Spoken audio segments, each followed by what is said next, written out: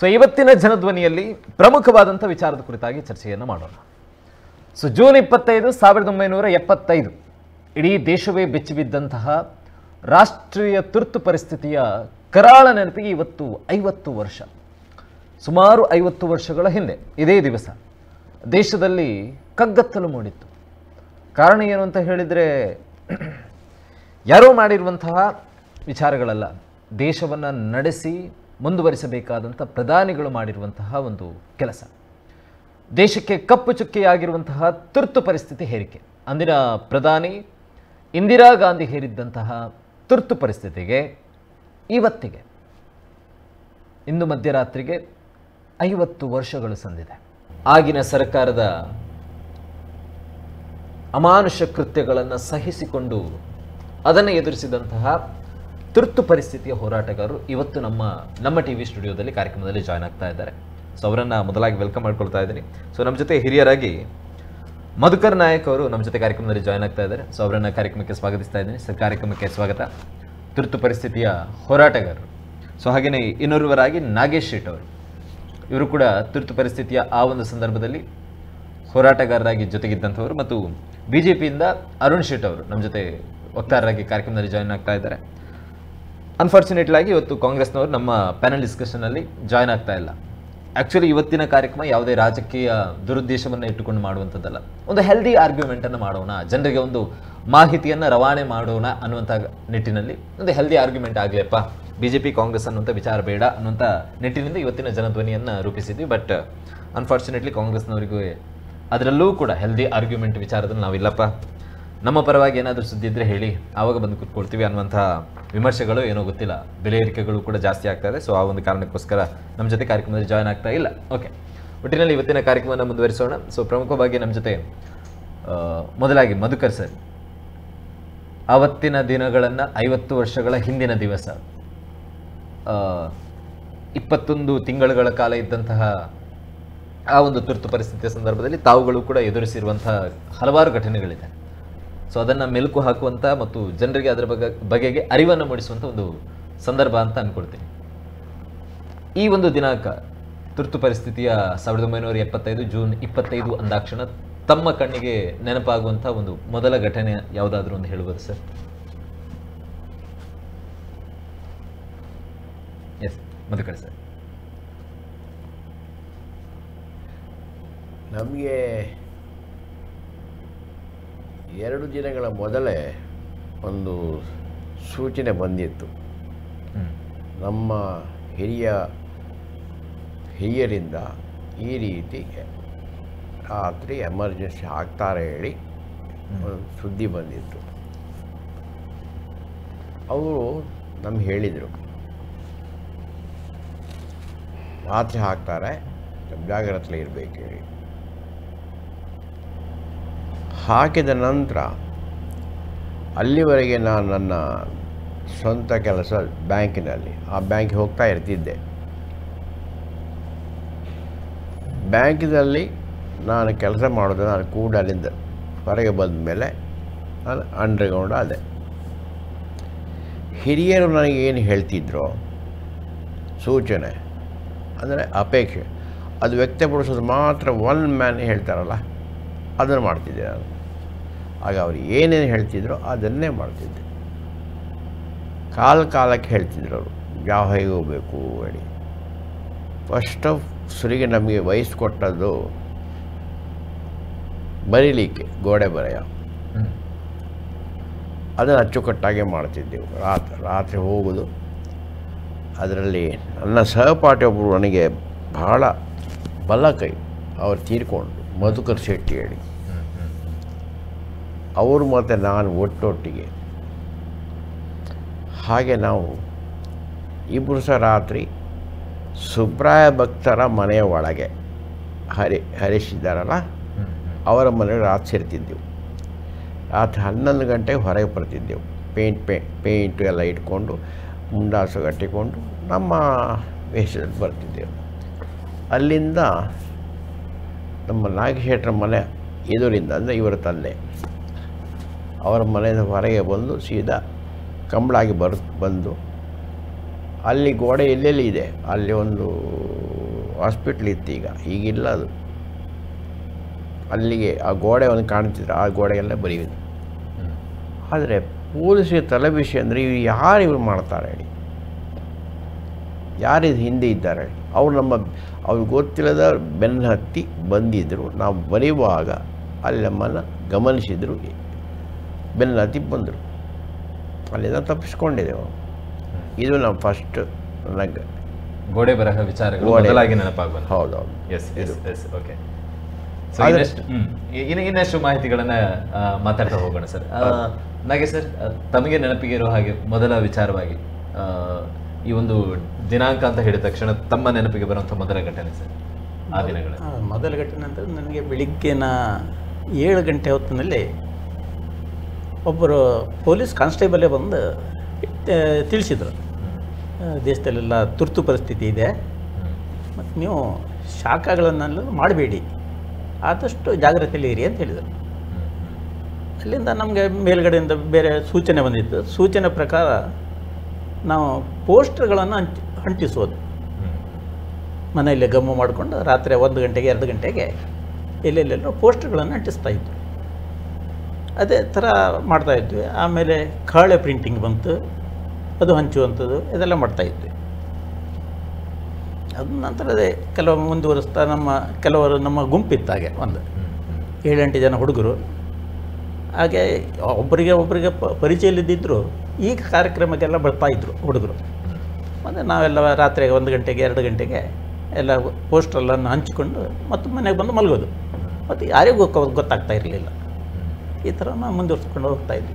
ಪೋಸ್ಟರ್ಗಳು, ಗೋಡೆ ಬರಹಗಳು ಇದೆಲ್ಲವೂ ಕೂಡ ಒಂದು ಮೊದಲ ಹೋರಾಟದ ಕಿಚ್ಚನ್ನು ಹಚ್ಚುತ್ತಾ ಇದ್ದಂತಹ ಘಟನೆಗಳು ತಮ್ಮ ಇಬ್ಬರಿಗೂ ಕೂಡ ನೆನಪಿರೋದು. ಅರುಣ್ ಸರ್, ಈ ವಿಚಾರದಲ್ಲಿ ಹೇಳೋದಾದ್ರೆ ಏನಂದ್ರೆ, ತುರ್ತು ಪರಿಸ್ಥಿತಿ ಅಂದ್ರೆ ಏನು ಅನ್ನುವಂಥದ್ದು ಒಂದು ಹೆಸರು ಮಾತ್ರ ಇದೆ. ಆದರೆ ಈ ದೇಶದ ಮೇಲೆ ತುರ್ತು ಪರಿಸ್ಥಿತಿ ಹಾಕಬೇಕಾದ್ರೆ ಏನು ಕಾರಣಗಳಿತ್ತು ಅನ್ನುವಂಥದ್ದು ನೋಡ್ಲಿಕ್ಕೆ ಹೋದ್ರೆ, ಇಂದಿರಾ ಗಾಂಧಿ, ನೀವೆಷ್ಟು ಈಗ ಹೇಳಿದ್ರಿ, ಇಂದಿರಾ ಗಾಂಧೀಜಿಯವರಿಗೆ ತಮ್ಮ ಸ್ಥಾನದ ಮೇಲೆ ಅಸುರಕ್ಷತೆ ಭಾಸವಾಯಿತು. ಈಗ ಅವರು ರಾಜಕೀಯದಿಂದ ಹೊರಗೆ ನಡಿಬೇಕು ಅಂಥ ಪರಿಸ್ಥಿತಿಗೆ ಬಂತು. ಕೇವಲ ಒಬ್ಬ ವ್ಯಕ್ತಿಗೋಸ್ಕರ, ಅದು ಕೂಡ ತಪ್ಪು ಮಾಡಿದಂಥ ಒಬ್ಬ ವ್ಯಕ್ತಿಗೋಸ್ಕರ ಇಡೀ ದೇಶವನ್ನು ತುರ್ತು ಪರಿಸ್ಥಿತಿಗೆ ಹಾಕಿದ್ರು. ಏನೂ ಇಲ್ಲ, ಯಾವುದೇ ಆಗಿರತಕ್ಕಂಥ ಸಮಸ್ಯೆ ಏನೂ ಆಗಲಿಲ್ಲ, ಯುದ್ಧನೂ ಇರಲಿಲ್ಲ ರೀ. ಅಂಥ ಸಂದರ್ಭದಲ್ಲಿ ನಮ್ಮ ದೇಶದಲ್ಲಿ ತುರ್ತು ಪರಿಸ್ಥಿತಿಗೆ ಹಾಕಿದ್ರು. ತುರ್ತು ಪರಿಸ್ಥಿತಿಗೆ ಹಾಕಿದ್ರು ಸರಿ, ಅವರ ಟಾರ್ಗೆಟ್ ಯಾರು ಅಂತ ಹೇಳಿದ್ರೆ, ಅವರು ಯಾರ್ಯಾರು ವಿರೋಧ ಮಾಡ್ತಾರೋ ಅವರೆಲ್ಲರೂ ಟಾರ್ಗೆಟ್. ಎಲ್ಲಿ ಈ ಮಾಧ್ಯಮಗಳು ನಾವು ಹೀಗೆ ಮಾತಾಡಿಕೊಂಡು ಎಲ್ಲ ವಿಚಾರಗಳನ್ನು ಸುಲಲಿತವಾಗಿ ಮಾತನಾಡ್ತಿದ್ದೀವಿ, ಅವತ್ತು ಹಾಗಿಲ್ಲ. ಆ ಎಲ್ಲ ಮೂಲಭೂತ ಹಕ್ಕುಗಳು ಏನು ವಾಕ್ ಸ್ವಾತಂತ್ರ್ಯ ಇದೆ, ಅಭಿವ್ಯಕ್ತಿ ಸ್ವಾತಂತ್ರ್ಯ, ಅಷ್ಟೊಂದು ಮೊಟಕುಗೊಳಿಸಿದ್ರು. ಆರ್ಟಿಕಲ್ 38, 39, 40, 41 ಮತ್ತೆ 42 ಇದನ್ನು ವಿಧಿಗಳನ್ನು ತಿದ್ದುಪಡಿ ಮಾಡಿದ್ರು. ಅವತ್ತೇ ಮೂಲಭೂತ ಹಕ್ಕುಗಳನ್ನು ತಿದ್ದುಪಡಿ ಮಾಡಿಕೊಂಡು ಎಲ್ಲರ ಸ್ವಾತಂತ್ರ್ಯವನ್ನು ಕಿತ್ತು ಲಕ್ಷೋಪಲಕ್ಷ ಜನರನ್ನು ಜೈಲಿಗೆ ಹಾಕಿದ್ರು. ಈಗಷ್ಟೇ ನೀವು ಹೇಳಿದ್ರಲ್ಲ, ಮೀಸಾ ಆಕ್ಟ್ ಏನ್ ಗೊತ್ತೇನೋ, maintenance of internal security act ಅಂತ. ಈ ಆಕ್ಟಿನ ಅನ್ವಯ ಯಾರನ್ನಾದ್ರೂ ಬಂಧಿಸಿದ್ರೆ, ನಮ್ಮ ಮಹನೀಯರನ್ನು ಬಂಧಿಸಿದ್ರು, ಬಹಳಷ್ಟು ವಿಚಿತ್ರ ಹಿಂಸೆ ರೀ, ವಿಚಿತ್ರ ಹಿಂಸೆ. ಎಷ್ಟು ಅಂತ ಹೇಳಿದ್ರೆ ಅವ್ರಿಗೆ ಯಾವ ವಿಚಾರಣೆನೂ ಇಲ್ಲ, ವಾರಂಟ್ ಇಲ್ಲದೆ ಅವರನ್ನು ಹಿಡಿಬಹುದಿತ್ತು. ಅವರನ್ನು ಮೀಸಾ ಮೇಲೆ ಹಾಕಿದ್ರೆ 3 ವರ್ಷ ಜೈಲು ಖಂಡಿತ. ಎಷ್ಟರವರೆಗೆ ಅಂತ ಹೇಳಿ ಲೈಫ್ ಟೈಮ್ ಪ್ರಿಸನ್ಮೆಂಟ್ ತನಕ ಕೇಳಿದ್ರು ಕೂಡ ಏನೋ ಬಾಧ್ಯತೆ ಇಲ್ಲ. ಲಾಕಪ್ ಡೆತ್ ಆದ್ರೂ ಕೂಡ ಉತ್ತರದಾಯಿತ್ವಲ್ಲ, ಅವರಿಗೆ ಯಾರ ಜಾಮೀನು ಕೂಡ ಇಲ್ಲ. ಇಂಥ ನಮ್ಮನೆ ಆಕ್ಟಿನ ಮೇಲೆ ಮುಖಾಂತರ ಇವರ ರಾಜಕೀಯ ವೈರಿಗಳನ್ನು ತಹಬಂದಿಗೆ ತರುವಂತಹ ಒಂದು ಪ್ರಯತ್ನವನ್ನು ಈ ತುರ್ತು ಪರಿಸ್ಥಿತಿಗೆ ಮಾಡಿತ್ತು. ಎಷ್ಟರ ತನಕ ಅದರ ಭೀಭತ್ಸತೆ ಇತ್ತು. ನಮ್ಮ ಈಗಿನ ತುರ್ತು ಪರಿಸ್ಥಿತಿ ಹೋರಾಟಗಾರರ ಆ ಒಂದು ಕಥೆ ಕೇಳಿದ್ರೆ ನಮಗೆ ಕಣ್ಣಲ್ಲಿ ನೀರೆಲ್ಲ ರಕ್ತ ಬರುತ್ತೆ. ಅಂಥ ಆ ರೀತಿಯ ನರಕ ಯಾತನೆ ಬ್ರಿಟಿಷರು ಕೂಡ ಈ ರೀತಿ ಮಾಡಿಲ್ಲ ರೀ. ಅಂಥ ರೀತಿಯ ಒಂದು ಘಟನೆ ಈ ಸಂದರ್ಭದಲ್ಲಿ ನಡೆದಿತ್ತು. ಆ ಘಟನೆಗಳ ಒಂದಷ್ಟು ನಾವು ಮೆಲುಕು ಹಾಕಿದ್ರೆ ಆ ಕರಾಳ ದಿನಗಳು ಮತ್ತೊಮ್ಮೆ ಈ ದೇಶದಲ್ಲಿ ಬರದೇ ಇರಲಿ.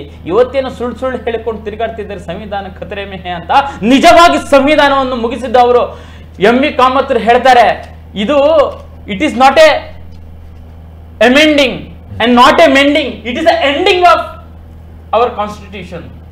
ಈ ರೀತಿ ಮಾಡಿ ನಮ್ಮ ದೇಶದ ಸ್ವಾತಂತ್ರ್ಯವನ್ನು ನಮ್ಮ ದೇಶದ ಪ್ರಜಾಪ್ರಭುತ್ವವನ್ನು ಮುಗಿಸುವ ಒಂದು ಕಾರ್ಯವನ್ನು ಮಾಡಿದರು. ಅದರ ನಂತರ 2 ವರ್ಷಗಳ ಕಾಲ ನಮ್ಮ ದೇಶದಲ್ಲಿ ನಡೆದಿದ್ದೇ ದ್ವಿತೀಯ ಸ್ವಾತಂತ್ರ್ಯ ಹೋರಾಟ ಅಂತ ಹೇಳ್ಬೋದು. ಆ ಮಟ್ಟಿಗೆ ನಮ್ಮ ದೇಶದ ಬಲಿದಾನ ಆಯಿತು. ದೆಹಲಿ ಒಂದು ಶಹರದಲ್ಲಿ ಇದರ ಸರ್ವಾಧಿಕಾರದ ಅಡಿಯಲ್ಲಿ 3,000 ಜನರ ಕಗ್ಗೊಲೆ ಆಯಿತು. ಮುಜಫರ್ ದಂಗೆಗಳಾದದ್ದು ಇಲ್ಲೇ ಬಿನಾ ಕಾರಣದಲ್ಲೇ. ಇಂಥ ಒಂದು ಘನಘೋರ ಕರಾಳವಾಗಿರತಕ್ಕಂಥ ಆ ಒಂದು ಕಪ್ಪು ಅಧ್ಯಾಯ ಇದೆಯಲ್ಲ, ಅದು ಮುಂದಿನ ಪೀಳಿಗೆಗೆ ಕೂಡ ಗೊತ್ತಾಗಬೇಕು. ಇವತ್ತು ಅದಕ್ಕೆ ಆ ಕಪ್ಪು ಅಧ್ಯಾಯಕ್ಕೆ 50 ವರ್ಷಗಳು ಸಂದಿವೆ. 50 ವರ್ಷಗಳು ಸಂದಿವೆ. ಮುಂದಿನ ಜನರೇಷನ್ಗೆ ಗೊತ್ತಾಗಬೇಕಲ್ಲ.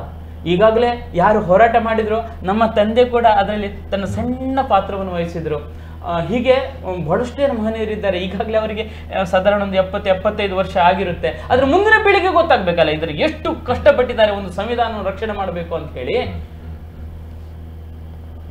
ಅದರ ಒಂದು ಮೆಲುಕು ಹಾಕೋದಕ್ಕೆ ನೀವೊಂದು ಕಾರ್ಯಕ್ರಮ ಇಲ್ಲಿ ಇದಕ್ಕೋಸ್ಕರ ಮಾಡಿದ್ರಿ. ಬಹಳ ಧನ್ಯವಾದ ನಮ್ಮ ಟಿವಿ ಮತ್ತು ಟೀಮಿಗೆ.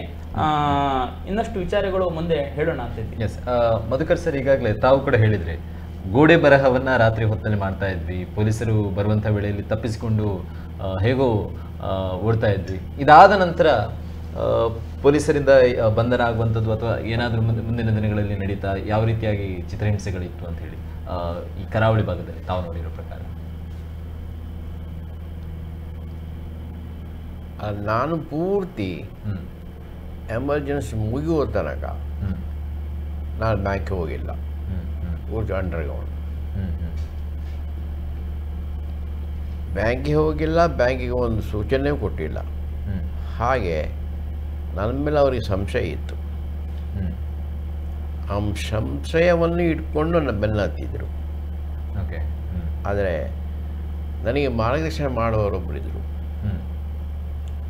ಹಿರಿಯರು, ದಾಮ ರವೀಂದ್ರರು. ಅವರು ನನಗೆ ಸಿಗ್ತಾ ಇರ್ತಿದ್ರು. ಅವರು ಏನು ಹೇಳ್ತಿದ್ರು ಅದನ್ನೆಲ್ಲ ಮಾಡ್ತಿದ್ದೆವು.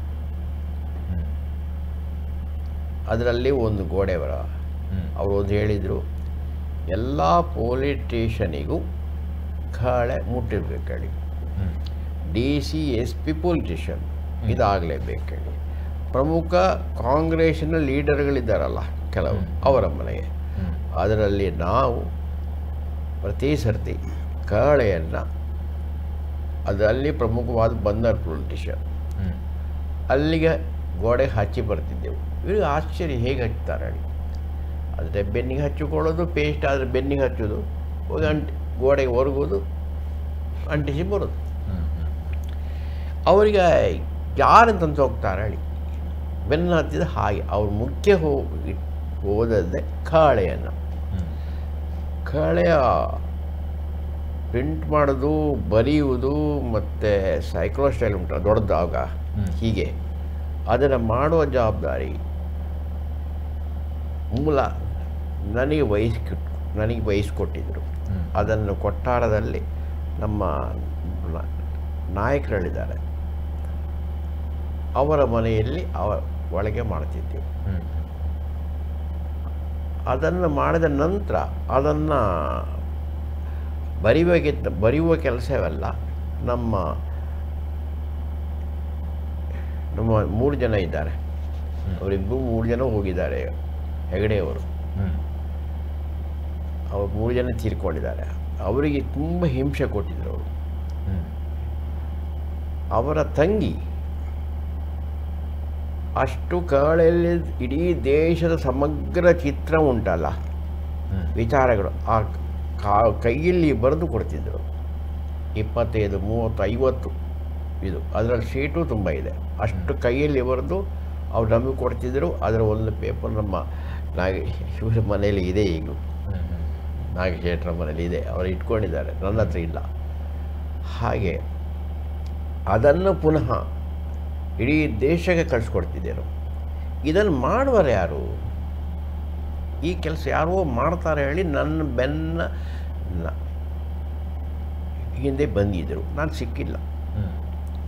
ಶುಕ್ಕೋಸ್ ಪರಿಸ್ಥಿತಿಯಲ್ಲಿ ಇಲ್ಲ, ನಾನು ಮನೆಗೆ ಹೋಗೋದಿಲ್ಲ ಆಯಿತು. ನನ್ನ ಮನೆ ಬಸವನಗುಡಿ ಹತ್ರ ಅಲ್ಲಿ ಮನೆ ಇತ್ತು, ಅಲ್ಲಿ ಹೋಗೋದಿಲ್ಲ ಇತ್ತು, ಎಲ್ಲಿ ಹೋಗೋದಿಲ್ಲ ಇತ್ತು. ಆದ ಕಾರಣ ಮನೆಯೆಲ್ಲ ನಮಗೆ ಎಲ್ಲ ಮನೆಗಳು ನಮಗೆ ಮುಕ್ತವಾಗಿತ್ತು. ನಾವು ಯಾವಾಗ ಬೇಗ ಹೋಗಲಿ ಅಲ್ಲಿ ಊಟ ತಿಂಡಿ ಮತ್ತು ನಮಗೆ ನೋಡಿಕೊಂಡು ನಮ್ಮನ್ನು ತಪ್ಪಿಸ್ಕೊಳ್ಳೋದು ಹೇಗೆ ಹೇಳಿ ಅವರೇ ಕಾಯ್ತಿದ್ದರು. ಇಂಥ ಮನೆಗಳು ನಮಗೆ ಭದ್ರಕೋಟೆ. ಸಾಧಾರಣ ಅದು ನಾನು ಸಿಕ್ಕಿ ಹಾಕೊಳ್ಳೋ ತನಕ ನನಗೆ ಜೀವನ ಅದೇ. ಅಲ್ಲಿ ಯಾರ ಮನೆಗೆ ಹೋದರೂ ನಮ್ಮನ್ನು ಪ್ರೀತಿಯಿಂದ ನೋಡ್ಕೊಳ್ತಿದ್ರು, ಅವರೇ ಕಾವಲು ನಿಂತಿದ್ದರು. ಇಂಥ ಮನೆಗಳಂದರೆ ಆ ಮನೆಗಳಿಂದಾಗಿ ಅಂಥ ಇದಿದೆಯಲ್ಲ ವಾತಾವರಣ, ಅದು ಸಾವಿರಾರಿಂದ ಕೋಟಿ ಜನರಿಗೆ ಹೋಯಿತು, ಪಾಸಾಯಿತು. ಅಲ್ಲಿಂದ ಹುಟ್ಟಿ ಬಂದಂಥ ನಮ್ಮ ಹುಡುಗರು ಅಂದರೆ ಅದಬ್ಬೆ ಅವರು ಬೀದಿಗಿಳಿದರು. ಒಂದು ಘಟನೆ ಆವಾಗ ನಡೆದದ್ದು ಎಮರ್ಜೆನ್ಸಿ ತೆಗಿಬೇಕಲ್ಲಿ ದೊಡ್ಡ ಹೇಳ್ಬೋದಲ್ಲ ಮೆರವಣಿಗೆ. ಅದು ಮೆರವಣಿಗೆ ಹಿಂದಿ ಪ್ರಚಾರ ಸಮಿತಿಯಲ್ಲಿ ಸೇರಿದ್ದು. ರಾತ್ರಿ ಸಾವಿರಾರು ಜನ ವಿದ್ಯಾರ್ಥಿಗಳು ಅವರ ಕರ್ಕೊಂಡು ನಾವು ಮೈದಾನಿಗೆ ಹೋಗೋದು. ಗೈಡೆನ್ಸ್ ಎಲ್ಲ ನೋಡಿ, ಯಾರು ನಮಗೆ ಸಹಾಯ ಮಾಡಿದಾರೋ ಅವ್ರಿಗೆ ತುಂಬ ಜನ ಇಲ್ಲ. ಅದು ಎಣಿಸುವಾಗ ನೋವಾಗ್ತದೆ. ಆದರೂ ಅವ್ರು ನೆನಪಿಸಿಕೊಳ್ಳುವ ಕೆಲಸ ನೀವು ಮಾಡ್ತಿದ್ರಲ್ಲ, ನಮಗೆ ಸಂತೋಷ ಅದು. ಹಾಗೆ ಮೈದಾನಿಗೆ ಹೋದ್ಮೇಲೆ ಮೈದಾನದಲ್ಲಿ ಈಗಿನ ಕೇಂದ್ರ ಮೈದಾನ ಅಲ್ಲಿ ಸಿಕ್ಕಾಪಟ್ಟೆ ದೌರ್ಜನ್ಯ ನಡೆಯಿತು. ಸಿಕ್ಕಾಪಟ್ಟೆ ಹೆಣ್ಣು ಮಕ್ಕಳಿಗೆ ಹೇಳ್ತಾರಲ್ಲ, ಬೆನ್ನಿಂದ ಲಂಗ ಎತ್ತಿದ್ದು ಹೊಡಿತಿದ್ರು ಆ ಸಂದರ್ಭಗಳಲ್ಲಿ. ಅಂದರೆ ದೌರ್ಜನ್ಯ ಆ ಥರದ್ದು. ಆಗ ಅವರಿಗೆ ರಕ್ಷಣೆ ಮಾಡುವ ದೃಷ್ಟಿಯಿಂದ ಅಲ್ಲಿ ಎತ್ಕೊಂಡು ಇದು ಮಾಡುವ ಕೆಲಸ ನಮ್ಮ ಗುಂಪಿಗೆ. ಅವರೆಲ್ಲ ಪೊಲೀಸ್ ಸ್ಟೇಷನ್ ಕರ್ಕೊಂಡು ಹೋದ್ಮೇಲೆ ಅವರು ಅಲ್ಲಿ ಆಹಾರ ತಗೊಳ್ಳೋದು ಅನ್ಯಸತ್ತಾಗಳೆಲ್ಲ ಮಾಡಿ ಜೋರಾದ ಮೇಲೆ ಸಾವಿರಾರು ಜನ ಹೆಣ್ಮಕ್ಕಳು ಬಿಟ್ಬಿಡ್ಬೇಕಾಯ್ತು. ಆವಾಗ ಒಂದು ಮಾತನ್ನು ನಮ್ಮ ಮಣಿಪಾಲದೊಬ್ಬರು ಹೇಳಿದರು. ದೊಡ್ಡ ಉದ್ಯಮಿಯವರು, TMAP ಅವರು, TMAP ಅವರು ಹೇಳಿದರು. ಹೇಳ್ಬೋದು ತಾನೆ? ಅವ್ರು ಏನು ಹೇಳಿದ್ರು ಗೊತ್ತಾ? ಎಲ್ಲಿಂದ ಬರ್ತಾರೆ ಇವರು? ಸತ್ಯಾಗ್ರಹ ಬರ್ತಾರೆ, ಬಿಟ್ಟು ತಿಂತಾರೆ, ಮತ್ತು ಕೈಕಾಲು ಮುರಿದ್ರೂ ಮಾಡ್ತಾರೆ. ಈ ಬರ್ತಾ ಇರ್ತಾರಲ್ಲ ಆ ಸಮಯದಲ್ಲಿ ನಂತರ ಸತ್ಯಾಗ್ರಹ ಶುರು ಆಯಿತು. ಇಲ್ಲಿಂದ ಬರ್ತಾರೆ ಹೇಳಿ ಅವ್ರು ಹೇಳಿದರು. ಮಾಡುವವರೇ ಪ್ರತಿನಿತ್ಯ ಮಾಡುವವರೇ ಬರ್ತಾರೆ ಹೇಳಿ ಗೊತ್ತಾಗಲಿಕ್ಕೆ ಅವರಿಗೊಂದು ತಲೆ ಹಣೆಯ ಮೇಲೆ ತಿಲಕ ಇಡಿ ಹೇಳಿದ್ರು. ಫೀಲು ಗೊತ್ತಾಗ್ತಲ್ಲ ಸುಟ್ಟದ್ದು. ಇದು ಅವರು ಹೇಳಿದ್ದು. ಅಂದರೆ ದೊಡ್ಡ ದೊಡ್ಡ ವ್ಯಕ್ತಿಗಳು ಸಹ ಕೈ ಬಿಟ್ಟಿದ್ರು ಹೋರಾಟದ ಸಂದರ್ಭಗಳಲ್ಲಿ ಎಲ್ಲರೂ. ಆದರೆ ನಾನು ಒಂದು ನಮ್ಮ ಸಂಘ RSSನವರು, ರಾಷ್ಟ್ರೀಯ ಸೇವಾ ಸಂಘದವರು ಫಸ್ಟ್ ಸಂಘವನ್ನು ಬರಖಾಸ್ತು ಮಾಡಿದರು. ಎಲ್ಲರಿಗೆ ಹೇಳಿದರು ಒಂದೇ ಕೆಲಸ, ಸ್ವಾತಂತ್ರ್ಯಕ್ಕೋಸ್ಕರ ತಮ್ಮ ಫಂಡಮೆಂಟ್ಸ್ಗೋಸ್ಕರ ನೀವು ಕೆಲಸ ಮಾಡಬೇಕು. RSS ಇಲ್ಲ, RSS ಸಂಘ ಮರ್ಜ್ ಆಗಿದೆ, ಬಿಟ್ಬಿಡಿ. ಅದಕ್ಕೆ ನೀವು ಇಳಿಬೇಕೇಳಿ ಆ ಒಂದು ಮಾರ್ಗದರ್ಶನ ಇದೆಯಲ್ಲ ನಮ್ಮ ಹಿರಿಯರು ಮಾಡೋದು. ಅದರಿಂದಾಗಿ ಸಾವಿರಾರು ಜನ ವ್ಯಕ್ತಿಗಳು, ಹುಡುಗರು, ಮಾತೆಯರು, ಮುದುಕರು, ಜೊತೆಗೆ ಸಣ್ಣ ಮಕ್ಕಳು, ಎಲ್ಲಿವರೆಗೆ ಅಂದರೆ ಆಕಸ್ಮಾಗಿ ನಾನು ಒಂದು ಮೈದಾನದ ಖಾಲಿ ಆಯ್ತಲ್ಲ, ಆವಾಗ ಹೊಡೆಯುವಾಗ, ಪೊಲೀಸ್ ಹೊಡೆಯುವಾಗ ಸುಮಾರು 7-6ನೇ ಕ್ಲಾಸಿನ ಹುಡುಗರು ಅವರಿಗೆ ಪೊಲೀಸರಿಗೆ ಕಲ್ಲು ಹೊಡೆದಿದ್ದಾರೆ. ಅಂದರೆ ಹೇಗೆ ಅದು ಸ್ಪಂದನ ಹೇಳಿ. ಈ ಥರದ ವಾತಾವರಣ ಜಾಸ್ತಿ ಆದಷ್ಟು ಇದನ್ನು ಯಾರಿದರ ರಿಮೋಟ್ ಮಾಡ್ತಾರೆ ಹೇಳಿ, ಬೆನ್ನು ಹತ್ತಿದಾಗ ಯಾರು ಕೆಲಸ ಹೋಗೋದಿಲ್ಲ, ಯಾರು ಎಲ್ಲೆಲ್ಲಿದ್ದಾರೆ ಹುಡುಕು ನೋಡಬೇಡಿ. ಸಹಜವಾಗಿ ನನಗೊಂದು ಜವಾಬ್ದಾರಿ ಇತ್ತು ಇಡೀ ನಗರದ್ದು ಸಂಘದಲ್ಲಿ. ನಾನು ಇಲ್ಲ, ಮತ್ತು ಮಧುಕರ್ ಶೆಟ್ಟಿ ರಾಮಾನಂಚಮ್ನ ಎದುರಿಗೆ ಒಂದು ಗ್ಯಾಸ್ ಲೈಟ್ ಅವ್ರದ್ದು, ಅವ್ರಿಗೆ ಅವರು ಹೋಗುವುದಿಲ್ಲ. ಅವ್ರಿಗೆ ಇವು ಬೆನ್ನತ್ತಿದ ಹಾಗೆ ನನ್ನನ್ನು ಬೆನ್ನತ್ತಿದ ಮೇಲೆ ನಾನು ಬ್ಯಾಂಕಿಗೆ ಹೋಗೋದಾಗ ಗೊತ್ತಾಯ್ತು ಅವರಿಗೆ. ಮುಂದುವರಿಸುವುದಾ? ಹೇಳಿ ನಿಮ್ಮ ಅರೆಸ್ಟ್ ಎಲ್ಲ. ನಾನು ಬ್ಯಾಂಕಿಗೆ ಹೋಗೋದ್ರೆ ಗೊತ್ತಾದ ಕ್ಷಣ ನನ್ನ ಇಲ್ಲಿಂದ ಹೆಡ್ ಆಫೀಸಿಂದ ಒಂದು ಫೋನ್ ಬಂತು. ನೀವು ಏನು ಮಾಡಬೇಕಾಗಿಲ್ಲ, ಒಂದು ಸರ್ತಿ ಬ್ಯಾಂಕಿಗೆ ಹೋಗು, ಸೈನ್ ಹಾಕಿ ಹೋಗು ಹೇಳಿ. ಗೊತ್ತಾಯ್ತು. ಹಾಗೆ ಒಂದು ಕ್ಷಣಕ್ಕೆ ನಾನು ನನ್ನ ಸಿಂಡಿಕೇಟ್ ಬ್ಯಾಂಕ್ ಕದ್ರಿ ಅಲ್ಲಿ ಹೋದೆ. ಅಲ್ಲಿ ಹೋದಾಗ ನಾನೇನು ದಸ್ಕತ್ ಹಾಕಿ ನಾನು ಕೂತ್ಕೊಂಡಿದ್ದೇನೆ ಅಷ್ಟೇ. ನಮ್ಮ ಜಯ ಶೆಟ್ಟಿ ಹೇಳಿದ್ದಾರೆ, ಅವರು ನಮ್ಮ ದೋಸ್ತಿ, ಅವ್ರು ಬಂದರು, ಏನು ಕೈ ಹಿಡಿದರು, ಬಾ ಹೇಳಿದರು. ನಾವು ಹೋಗಲಿಲ್ಲ. ನಾನು ಈ ಕೆಲಸ ಜಾಯ್ನ್ ಆಗಿದ್ದೀನಿ, ನಾನು ಬರೋದಿಲ್ಲ ಹೇಳಿದೆ. ಮ್ಯಾನೇಜರ್ ಅಂತ ಹೇಳ್ತಾರೆ ನೋಡಿ. ಹಾಗೆ ಮ್ಯಾನೇಜರ್ ಹೇಳ್ಕೊಂಡು ಹೋದರು. ಮ್ಯಾನೇಜರ್ ಹೇಳಿದರು, ಆಗ ಒಳ್ಳೆ DR ಪುತ್ರನ ಹೇಳಿ ನಾನು ಮರೆಯುವುದಿಲ್ಲ. ಅವ್ರು ಹೇಳಿದರು, ನಾನು ಕಳಿಸ್ಕೊಡೋದಿಲ್ಲ ಇಲ್ಲ ಹೇಳ್ಕೊಂಡು ಹೋಗ್ತೀವಿ ಬಿಡಿ, ನಾನು ಕಳಿಸ್ಕೊಡೋದಿಲ್ಲ. ನನ್ನನ್ನು ಹೇಳ್ಕೊಂಡು ಹೋದಾಗ ಕೂಡಲೇ ಹೆಡ್ ಆಫೀಸ್ಗೆ ಇದು ಕೊಟ್ಟು ಕಳಿಸಿದರು. ಪೊಲೀಸರು ಎಳ್ಕೊಂಡು ಮಧುಕರನನ್ನು ತಗೊಂಡು ಹೋಗಿದ್ದಾರೆ ಹೇಳಿ. ಇದು ರೆಕಾರ್ಡ್, ಇಷ್ಟೇ ರೆಕಾರ್ಡ್. ಇದು ಇವರು ಮಾಡಿದರು. ಅವ್ರು ಮತ್ತೆ ಪೊಲೀಸ್ ಹ್ಯಾರಾಸ್ಮೆಂಟ್ ಆಯಿತು, ಎಲ್ಲ ಮಾಡಿದ್ದಾರೆ ಅವರು. ಅಂದರೆ ಅಲ್ಲಿಂದ ಕರ್ಕೊಂಡೋಗಿದ್ದು ನಂದು ಅಲ್ಲಿಂದ Pandeshwar police station. Pandeshwar police ಸ್ಟೇಷನ್ಗೆ ಕರ್ಕೊಂಡು ಹೋಗಿ ನನ್ನನ್ನು ಎನ್ಕ್ವೈರಿ ಮಾಡಿದ್ವಿ. ಹೆಸರಿಗೆ ಎನ್ಕ್ವೈರಿ. ಮತ್ತು ಅವ್ರದ್ದು ಊಟ ತಿಂಡಿ ಎಲ್ಲ ಕೊಡ್ತಾರಲ್ಲ, ಅಂದರೆ ಪೆಟ್ಟು ಹಾಗೆ ಮತ್ತು ತೆಗೆದು ಗೋಡೆಗೆ ತೆಗೆದು ಬಿಸಾಡೋದು, ಮತ್ತು ತಲೆಯನ್ನು ತೆಗೆದು ಮೇಲೆ ನೆಲಕ್ಕೆ ಹೊಡೆಯೋದು. ಅದು ಭಾರಿ. ಯಾಕೆ ನಮ್ಮಲ್ಲಿ ಒಂದು ಹಠ ಇದ್ದ ಕಾರಣ ಅದು ಸಹಿಸ್ಕೊಂಡೇವೆ ಇಟ್ಕೊಳ್ಳಿ. ಒಂದೇ ಅವರು ಕೇಳಿದ್ರು, ಕಾಳು ಎಲ್ಲಿ ಬಿಟ್ಟಾಗ್ತದೆ, ಯಾರು ಮಾಡೋದು, ನನಗೆ ಗೊತ್ತಿಲ್ಲಲ್ಲ, ನನಗೇನು ಗೊತ್ತಿಲ್ಲ. ಆಗ ಇವನು ಇಲ್ಲಿ ಬಾಯಿ ಬಿಡೋದಿಲ್ಲ ಹೇಳಿ ಬಂದರ್ ಪೊಲೀಸ್ ಸ್ಟೇಷನ್ಗೆ ಕರ್ಕೊಂಡು ಹೋದರು. ಪಾಂಡೇಶ್ವರದಿಂದ ಅಲ್ಲಿ ಕರ್ಕೊಂಡೋದ್ರು. ಅಲ್ಲಿ ಕರ್ಕೊಂಡು ಹೋದ್ಮೇಲೆ ಅದು ಬಂದರ್ ಪೊಲೀಸ್ ಸ್ಟೇಷನ್ ಇನ್ನೂ ಹೈಟು, ತುಂಬ ಹೈಟ್. ಅದು ಮೇಲೆ ಕರ್ಕೊಂಡೋದ್ರು. ಅದಕ್ಕೆ ಆವಾಗ ಇದಿಲ್ಲ, ಆವರಣ ಉಂಟು. ಅದು ಮೇಲೆ ಇದಕ್ಕೆ ಅಂತ ಗೋಡೆ ಮಾತ್ರ ಇಷ್ಟೇ ಎತ್ತರದ್ದು. ಈಗೆಲ್ಲ ಬಂದೋಬಸ್ತ್ ಮಾಡಿದ್ದಾರೆ. ಹಾಗೆ ಅಲ್ಲಿ ಕರ್ಕೊಂಡು ಹೋದ್ರು. ಅಲ್ಲಿ ಸಹ ವೇದಿಕೆ ಹೋದ್ಮೇಲೆ ಅಲ್ಲಿ ಒಂದು ವೇದಿಕೆ ಉಂಟು. ಆ ವೇದಿಕೆ ಮೇಲೆ ಕರ್ಕೊಂಡು ಹೋದ್ರು. ಅದಕ್ಕಿಂತ ಮೊದಲು ಅವರು ಚಿತ್ರಹಿಂಸೆ ಕೊಟ್ಟದ್ದು ಹೇಗೆ ಗೊತ್ತಾ, ನಮ್ಮ ಹೇಳಬೇಕಾದ್ರೆ ವಾಸ್ತವ ಭಟ್ ಹೇಳಿ, SSP ಸ್ಟೇಟ್ ಸ್ಪೆಷಲ್ ಬ್ರಾಂಚ್, ಅವರು ಒತ್ತಡ ಇತ್ತು.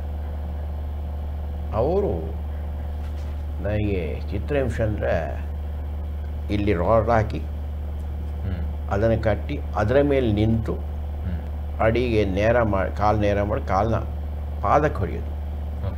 ಅದು ಯಾರಾದರೂ ಬಾಯಿ ಬಿಡಲೇಬೇಕು. ಎಲ್ಲ ಒಂದೇ ಪ್ರಶ್ನೆ, ಕಳೆ ಬಗ್ಗೆ, ಪ್ರಿಂಟಿಂಗ್ ಬಗ್ಗೆ ನಿಮ್ಮ ಯಾರು ಇದನ್ನು ಮಾಡಿಸ್ತಾರೆ ಹೇಳಿ, ನನಗೆ ಗೊತ್ತಿಲ್ಲ. ಇದು ನಮಗೆ ಒಂದೇ ಮಾತು, ನಮ್ಗೆ ಗೊತ್ತಿಲ್ಲ ಹೇಳಿಲ್ಲ. ಇವನು ಹೀಗೆ ಬಾಯಿ ಬಿಡೋದಿಲ್ಲ ಹೇಳ್ಕೊಂಡು. ಆವಾಗ ಅವರು ತುಂಬ ಅಂದರೆ ತುಂಬ ಹಿಂಸೆ ಕೊಟ್ಟಿದ್ದಾರೆ. ಈ ತಲೆ ತೆಗೆದು ಗೋಡೆಗೆ ಹೊಡೆದಿದ್ದಾರೆ. ಅದು ಅವ್ರದ್ದು ಊಟೋಪಚಾರ ಹೇಳ್ತಾರೆ, ಆ ಥರದ್ದು.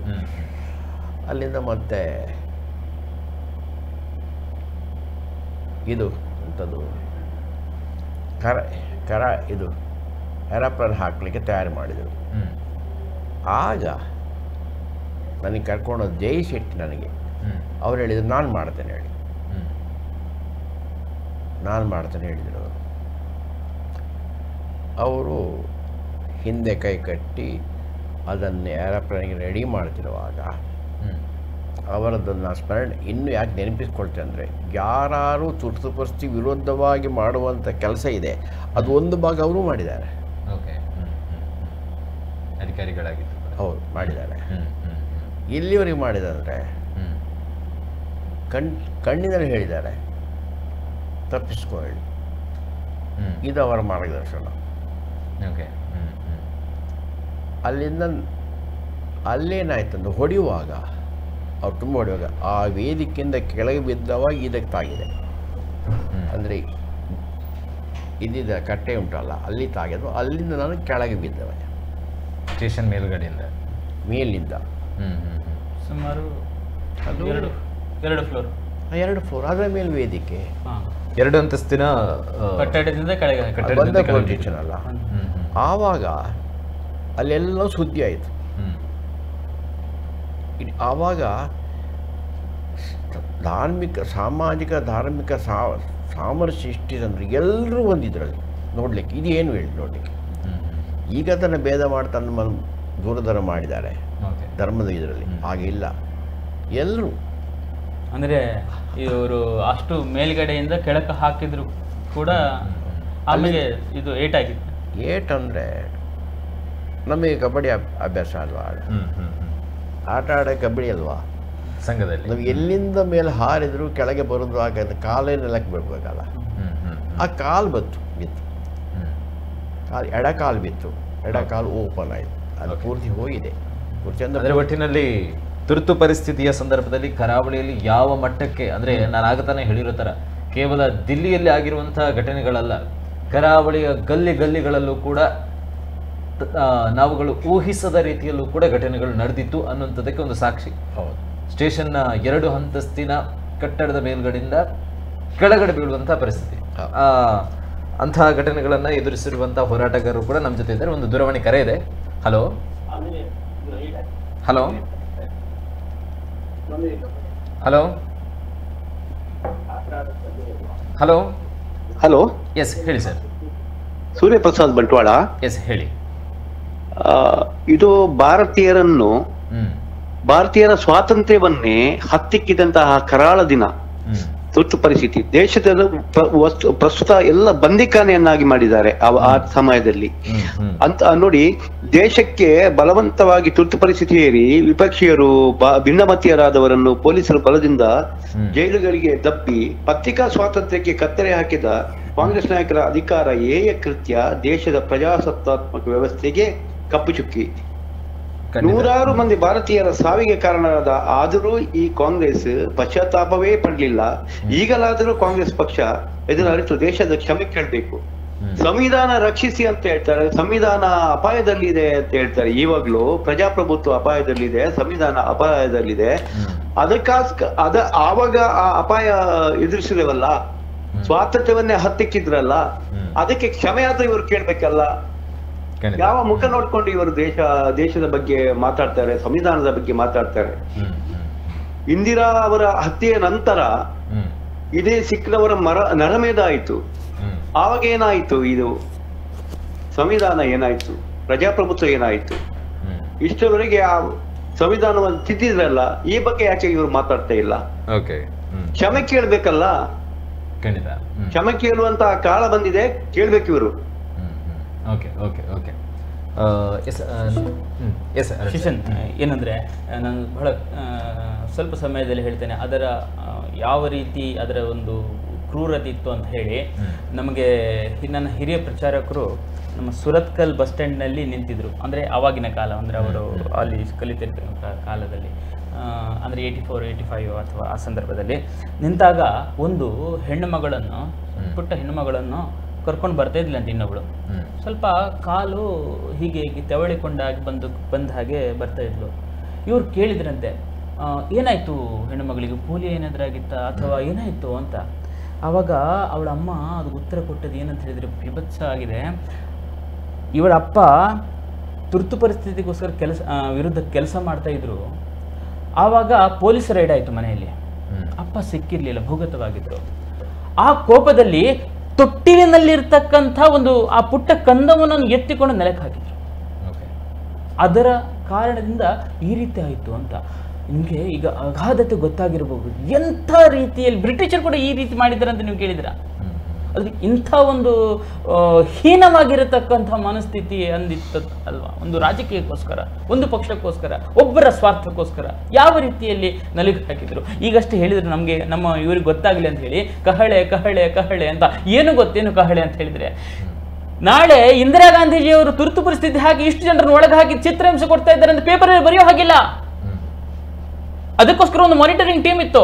ಅದಕ್ಕೋಸ್ಕರ ಜನರಿಗೆ ತಲುಪಿಸಬೇಕಲ್ವಾ? ಆ ತಲುಪಿಸುವುದಕ್ಕೋಸ್ಕರ ತುರ್ತು ಪರಿಸ್ಥಿತಿ ವಿರುದ್ಧ ಹೋರಾಟ ಮಾಡ್ತಾ ಇದ್ದವರು ಸುಳ್ಳ್ಯದ ಯಾವುದೋ ಒಂದು ಗುಹೆಯಲ್ಲಿಯೋ ಅಲ್ಲಿ ಒಂದು ಈ ಕಹಳೆಯನ್ನು ಪತ್ರಿಕೆಯನ್ನು ಪ್ರಿಂಟ್ ಮಾಡ್ತಾ ಇದ್ರು. ಪ್ರತಿಯೊಂದು ಮನೆಗೆ ಹಾಕ್ತಾ ಇದ್ರು, ಪೋಸ್ಟರ್ಗಳನ್ನು ಮಾಡ್ತಾ ಇದ್ರು. ಈ ಕಹಳೆ ಪತ್ರಿಕೆ ಯಾರ್ಯಾರ ಹತ್ತಿರ ಸಿಗುತ್ತೋ ಅವರನ್ನು ಜೈಲಿಗೆ ಹಾಕಿ ಮೀಸಾದಲ್ಲಿ ಅನ್ನು ಒಳಗೆ ಹಾಕೋದೆ, ಇನ್ನು ಹೊರಗೆ ಬರ್ಲಿಕ್ಕಿಲ್ಲ. ಯಾರು ಮರ್ಡರೇ ಮಾಡಲಿಲ್ಲ ಸ್ವಾಮಿ. ಕೇವಲ ಕಹಳೆ ಪತ್ರಿಕೆ ಯಾರ ಕೈಯಲ್ಲಿ ಸಿಗುತ್ತೋ ಅವರು ಹೋಯ್ತು ಅಂತ ಲೆಕ್ಕ. ಒಂದು ಘಟನೆ ಹೇಳ್ತೀನಿ. ನಮ್ಮ ಇಲ್ಲೇ ಇದ್ದಾರೆ ಭಾರತಿ ಭಟ್ಟ ಅಂತ ಹೇಳಿ, ಅವರ ಕೈಯಲ್ಲಿ ಆ ಪತ್ರಿಕೆ, ಅವರು ಕೂಡ ಈ ಭೂಗತವಾಗಿ ಕೆಲಸ ಮಾಡ್ತಿದ್ದ ಸಂದರ್ಭ ಪತ್ರಿಕೆ ಇತ್ತು.